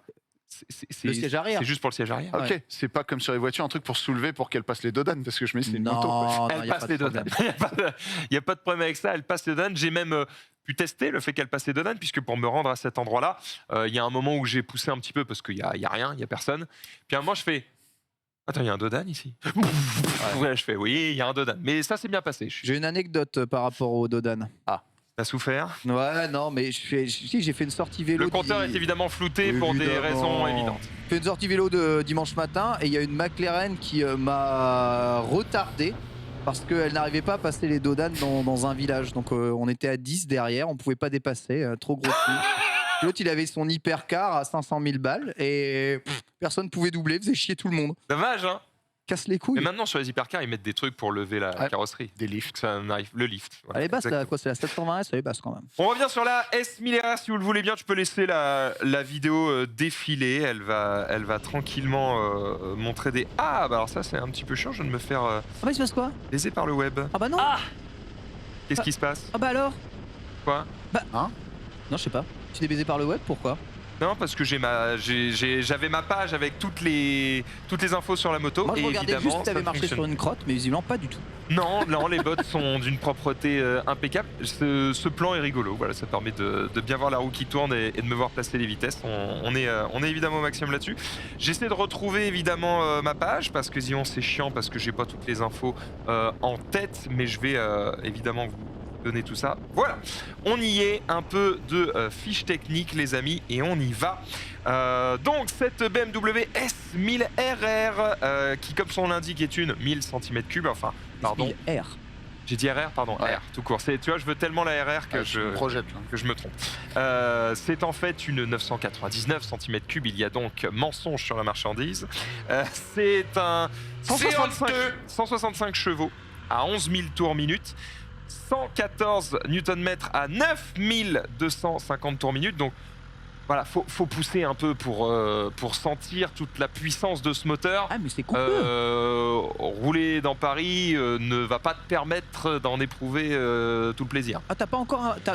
à bas régime, t'as pas quand même un peu de couple? Si, oui, Ok. tu peux, mais du coup, elle fait un barouf. Ah ouais? Ah bah, frère, pour monter à autant de tours minute, je suis en deuxième et... Tu vois, Oui, on non, mais envoie- d'accord, je veux dire, à bas régime, le moteur se comporte quand même de façon ok, il faut forcément Oui, non, pousser non, dans non, les non. tours pour avoir Non, quelque chose, d'accord. ça fonctionne bien, c'est juste que Là. pour en avoir la totalité du couple, il faut pousser un peu. T'es monté un coup à 9000 à un moment donné ou pas du tout? Je suis même pas sûr. suis même pas sûr parce que je fais. En vrai, je fais. 50. Non, on n'est pas à 50, mais tu vois, la police t'es pas inquiété. Je vais pas te mentir que, en plus, quand c'est des motos qu'on me prête, je fais pas le malade mental avec. Elle est vraiment très jolie. Donc j'y vais tranquille. Elle est effectivement très sympa. C'est une 4 cylindres en ligne. À votre avis, quel poids fait-elle? Oh, je dirais c'est un 220 kg. C'est moins que ça. Oh, 210. C'est moins que ça. 200 kg. Elle fait 199 kg. Mais c'est pas possible. Ils sont sous la barre des 200 kg, donc c'est vraiment extrêmement léger. Ça consomme, a priori, 6 litres d'eau. Je vous explique que c'est un mensonge, bien sûr. Si vous achetez cette moto, vous roulerez au-dessus de ça. Bon. Vitesse maximale n'est pas indiquée. Vitesse maximale Vitesse n'est pas maximale, non indiquée. c'est écrit plus de 200 km/h. Wow. Après, les détails... Faites ce que vous voulez. Sur ça ne nous- circuit, évidemment. Ça ne nous regarde pas, évidemment, c'est une boîte de vitesse 6 rapports. Vous pouvez avoir l'option shifter dessus si ça vous régale. Il y a plusieurs couleurs disponibles. Elle est évidemment en blanc, bleu, rouge. Là, tu sais, la couleur est similaire, justement, un peu, la couleur M quoi, de BM. En rouge et sinon en plus classique, un genre de gris-noir. Qu'est-ce que je peux vous dire d'autre sur cette moto en termes de fiches techniques qui pourraient vous parler? Elle n'est pas beaucoup plus haute que d'autres motos. Elle est à 83 cm du sol, hauteur de selle. C'est assez, Toi, avec ton assez mètre classique. 90, tu te sens comment dessus? Je suis. Bah, le truc, c'est honnêtement, moi, je suis grand sur toutes les motos. D'accord. D'ailleurs, je parlais de Ducati tout à l'heure. Il faut une Harley, toi. Sur les 2 motos, il y en a une. En vrai, je peux pas la conduire parce que j'ai les genoux qui touchent les aérateurs. Sérieux? C'est très chiant. Donc, non, en vrai, je suis trop grand pour quasiment toutes les motos. Et plus le temps passe, plus je me dis que je vais finir par conduire un putain de trail parce qu'en fait, j'ai pas le choix. Mais voilà. J'ai quand même pris beaucoup de plaisir à tester cette moto. Je vous la recommande si vous aimez BM, je vous la recommande si vous aimez les belles motos, si vous voulez un truc qui est sportif mais quand même fait un peu pour la route. C'est quand même pour moi, à mon goût, j'ai l'impression que je suis devenu un peu une chochotte. J'ai toujours voulu des motos très puissantes parce qu'en fait, n'ayant connu que ma moto A2 relativement faible, j'ai toujours voulu plus. Ça y est, c'est bon, j'ai la passerelle, je veux plus. Maintenant Et que en t'as plus, fait, tu t'emmerdes. Plus je teste des motos puissantes, moins j'en veux. Ah ouais. C'est que là, cette similaire, je me dis, elle est très sympa, hein, mais pour mon utilisation, c'est vraiment le pire choix, quoi. Enfin, le pire choix. Peut-être pas le pire choix, mais c'est pas un bon choix. Donc, ça dépend où vous vivez. Voilà. Pas que à cause du moteur. Ah non, le moteur est très bien. Tu vas finir en y a pas de T-Max, souci sur toi, ça. de toute façon. Pas qu'à cause du moteur, en grande partie quand même. Moi, je trouve, j'ai du mal avec un moteur qui a trop sous le capot. En fait, quand tu dois être sur un mini filet de gaz pour te sentir bien, bah, en fait, je me sens pas bien parce que j'ai l'impression d'être tout le temps concentré sur autre chose que la route. Tu vois ce que je veux dire? En fait, je dois me concentrer pour pas rouler trop vite. Et en fait, c'est chiant. Et il devrait faire, puisqu'en plus c'est des accélérateurs électroniques, j'imagine maintenant, il devrait faire plusieurs lois d'accélération comme la Tesla. Alors, tu l'as. Ah, tu peux le faire. Tu l'as puisque tu as plusieurs modes de conduite. Alors évidemment, je vais un peu sur l'équipement. Lumière full LED, bien sûr. 3 modes de conduite. Rain, Road, Dynamique. Il y a un mode Pro. Le mode Pro, en fait, c'est le mode perso. Ils auraient dû l'appeler mode perso, d'ailleurs, parce que mode Pro, ça ne veut rien dire. En fait, dans le mode perso, tu choisis ce que tu veux. C'est-à-dire comment va se comporter effectivement l'accélération, les suspensions, etc., l'ABS. Est-ce qu'il se déclenche plus ou moins rapidement? Et ça va vous permettre de vous adapter en fonction de s'il pleut ou pas. T'as joué avec le mode ou... J'ai testé les différents modes. Ce que tu vois surtout, c'est qu'effectivement, quand tu es en mode dynamique, elle pousse plus vite, plus rapidement. Donc en fait, je suis resté en dynamique pour tester et puis après très vite. En fait, là où je me sens le mieux, c'est quand je me mets en mode pluie. Parce que c'est là qu'elle est la plus douce. Et donc qu'il pleuve ou pas, bah en fait, je me mets en mode pluie et c'est là que je me sens le mieux. Après, là, ce que je vous traduis, c'est mon utilisation de la moto. J'ai dû la conduire une trentaine de minutes et globalement en ville. Donc mon propos n'est peut-être pas fait pour vous si vous êtes en campagne, si vous avez la Beaucoup place, de personnes te rejoignent, 1000 cm3 c'est trop, Team 500, Team 600 sur le chat. En fait, plus le temps passe, plus je me dis que je vais finir par juste débrider ma moto et la garder. Hein. Ouais, d'autres comparent ta taille, donc tu fais un peu plus d'1m90 toi, et disent que finalement à à leur avis, tu vas finir sur un trail à un moment ou à un autre parce que c'est là où tu te sentiras le mieux. Peut-être que Genre l'aventure, la GS qu'on voilà. avait testé la dernière fois. Le problème que tu as avec certaines motos, c'est pas peut-être pas la multistrada. puissance, c'est que de toute façon, comme tu te sens un peu comme au pif, comme sur ta moto à l'heure actuelle et que tu peux pas non plus rouler ultra vite, bah t'as pas des sensations qui sont forcément nouvelles, même si la moto est beaucoup plus puissante. Donc tu finiras très probablement avec une moto un peu plus adaptée à ta C'est vrai taille. que pour mes besoins personnels, actuellement, je cherche plus du confort et du design que du moteur parce qu'en fait, Finir avec même un la trail. moto, entre guillemets, hein, pour mes besoins perso, même la moto la plus à chier, elle suffit. C'est ce que je veux dire. Donc en fait, je m'en fous un peu. Tu nous as pas parlé du prix de la moto par Après, c'est contre. le bruit, c'est les sensations, c'est les vibrations, c'est plein d'autres choses. On peut Mais en termes de raisonner, puissance, on peut raisonner pareil pour les voitures en vrai. ah mais grave, grave. La dernière Dacia vous suffit tous. Mais bon, est-ce qu'on a envie de rouler en Dacia? C'est ça. Non, car C'est très bien les c'est en Dacia. honneur. On peut trouver au même prix qu'une Dacia une bonne voiture ailleurs d'occasion. Qu'est-ce que j'ai d'autre à dire sur... Attends, j'y viens, j'y suis prix. pas encore. Parce que il faut justifier ce prix, donc laisse-moi une petite Ah oui, seconde. d'accord. Qu'est-ce que c'est que ces Je histoires? l'ai pas donné. Il y a un écran TFT, mais comme sur les ça différents l'a mis du modèles cul que ou j'ai pas testés, pour le moment, je vous ai pas mal parlé de moto Triumph et Ouais, BM, parce ouais. que c'est les deux sur lesquels j'ai passé un petit peu de temps chez les concessionnaires. En fait, pour le moment, je n'aime aucun des deux systèmes. Oh mince. Alors, pas qu'ils soient profondément mauvais, mais en fait, ils me font le même effet que les systèmes embarqués d'une Renault d'il y a 2 ans. Oh. C'est-à-dire que ils ont voulu faire tech, donc tu as des effets Trop de lent. partout, mais en Ouais, fait, quand tu viens de la tech, c'est ça trop passe lent, pas, il y a évidemment rien de tactile, Ouais. ça me saoule. Et le problème, quand tu es éveillé à la tech, que tu vois tout ce que les mecs font dans Ils sont en l'automobile, retard, tu ils sont en te dis retard. putain les gars, sérieux. Et le gars, quand je lui dis ça, il me répond, et probablement a raison, hein, il me répond, si ça, tu trouves que c'est pas bien, tu vas pleurer chez les autres. Ah oui, non, Parce mais qu'en c'est fait, c'est clair. ce qui se fait de mieux. Mais bien sûr. Donc je suis en mode, on va voir, je vais tester. Mais ouais, là, la moto a un petit peu de chemin à faire sur tout ce qui est système embarqué. Donc ça, électronique, c'était quoi. pour nous vendre le fait qu'elle coûte cher, ce que tu viens de dire. Alors, là où je vous le vends, c'est que c'est bien fait, c'est bien rangé. Le système de molette que j'avais déjà décrit la dernière fois et qu'on voyait un peu mieux dans cette vidéo est toujours au rendez-vous et fonctionne très bien. Je suis pas en train de vous dire que c'est mauvais. Je suis en train de vous dire que pour un mec qui du coup conduit à peu près 3 fois sur 4 en Tesla, ça lui paraît vieillot. Pour un mec qui conduit une voiture normale, ça lui paraît normal, voire même très bien. D'accord ? Il faut remettre à l'échelle. Enfin, Si je te donne un PC portable pour jouer à X jeu, si tu as l'habitude d'une machine de guerre, tu vas me dire c'est de la merde. Tout le Si monde tu as a l'habitude d'un Dell, tu es très Tout content. le monde a un téléphone dans la poche, tu sais, aujourd'hui, mine de rien. Ouais, c'est vrai que, et même les téléphones à 200 balles réagissent ça- mieux ça que réagit ça. mieux que ça. C'est vrai. Alors, on va quand même parler du prix parce que quand vous achetez une moto, finalement, vous ne l'achetez pas pour l'écran TFT, Ça vous coûte l'achetez combien, surtout pour Maxildan? tout le reste. On va essayer de jouer à ce petit jeu Du. sans regarder le runner. Ah non, j'ai rien regardé. Voilà. Ça coûte combien, Franck? 14 999 14 999. de base. Sans De base, option. de base. Je vous demande le prix de base, bien sûr. Facilement 17 500. Ouais, minimum. Eh bien, la réponse est pile entre les deux, puisque c'est 15 790 €. Bien joué, Franck. Voilà. Bien joué. Je pensais que ça coûtait beaucoup plus cher. Pile entre les deux, mais on est chez BM. Bah oui. Du coup, oui. je me suis amusé cette fois-ci à aller. Tu n'as pas besoin de le faire, Denis. Je suis allé monter le prix au maximum. Alors, j'ai été raisonnable. J'ai pas pris les 5 ans d'assurance. J'ai Merci. juste pris le matos, d'accord? Oh, c'est gentil. Et quand on met le matos au maximum, à combien on monte à votre avis? 42 000 €. Oh, 25 000. 24 000. Ouais. Donc voilà, entre la version de base, 15 790, et la version M plus Shifter Pro plus pack dynamique mes couilles, nanana, on monte à, plus la bagagerie et tout, on monte à 24 000 balles. Alors, si Ouais. tu mets de la bagagerie là-dessus, achète une autre moto. C'est frérot, quoi comme moche, là. bagagerie, ouais, j'allais dire. Tu peux ajouter un Le, top le case. top hein. case dégueulasse, là. Ouais, Ah, tu peux niquer la ligne de ta moto, tu peux.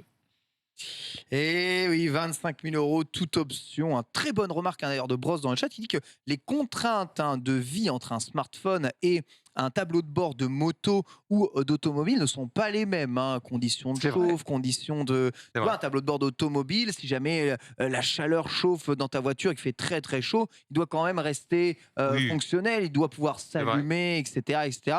qui fait qu'on n'utilise pas quand même Oui, alors les mêmes composants. Après, j'entends ce qu'il dit, mais pour l'autonomie, c'est branché à la batterie. Donc, et t'en pour bats la les couilles, plupart des gens, Ça reste, le GPS, c'est le téléphone sur ta voiture ou le téléphone sur ta moto. Non, mais Donc en fait, c'est ça. ce qui se passe dans la réalité, c'est que les gens comblent la faiblesse des systèmes embarqués par leur smartphone. Mais oui. Donc en fait, il y a un monde, et je crois que c'est la Citroën Ami qui fait ça très intelligemment. Ah oui, elle met où en fait, directement une place pour ils t'ont dit, smartphone. en fait, on ne toutes vous les a Citroën pas mis font de ça. système Ouais. embarqué, on vous a juste mis un truc pour mettre votre smartphone. Là, c'est 2, là, c'est 3. Et comme ça, ça vous fait un écran. Et ben juste bien joué. Bah ouais.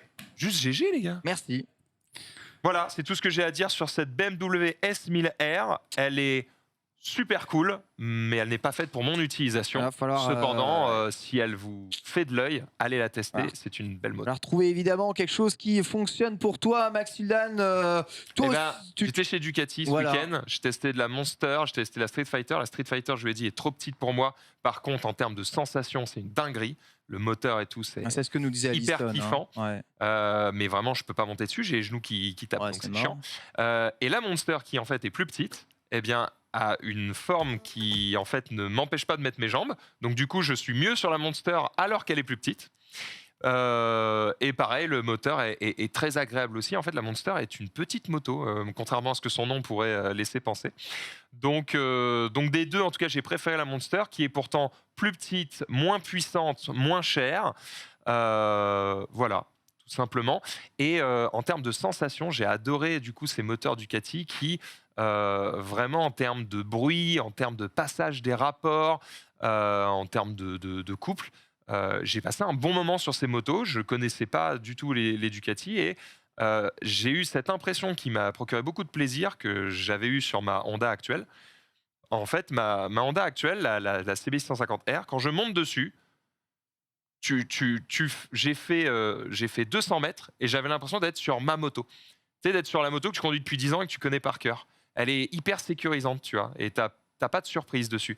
Et ben sur ces Ducati, là, je suis monté dessus et je me sentais bien dessus. J'étais pas perdu, ni sur les commodos, ni sur le comportement de la moto, son équilibre, ni sur le moteur ou autre. Ni sur les passages de rapport, j'étais bien et c'était agréable. Donc j'ai beaucoup aimé tester ces marques Ducati et j'ai très hâte de pouvoir tester un Diavel. Et ben voilà, écoutez, pour tous ces petits tests moto et tests auto dans Let's Go, c'est terminé pour aujourd'hui. Et on remballe dans quelques instants, vous allez retrouver Allociné, l'émission. Merci Franck. C'était un plaisir. Voilà, n'hésite pas à nous ramener encore de jolis tests comme ceux-là. Hein. Pour un bonheur. Merci beaucoup Max. Hein. On a parlé de belles choses aujourd'hui, c'était plaisant. Enfin, je devais tester un vélo électrique pliant, mais vu le temps de merde qu'ils annoncent cette semaine, j'ai dit au gars, écoute, on verra plus tard. semaine prochaine, sinon c'est pas possible. Voilà, rendez-vous la semaine prochaine à la même heure, 14h30. Bisous à tous, bonne suite du programme sur le stream. Ciao.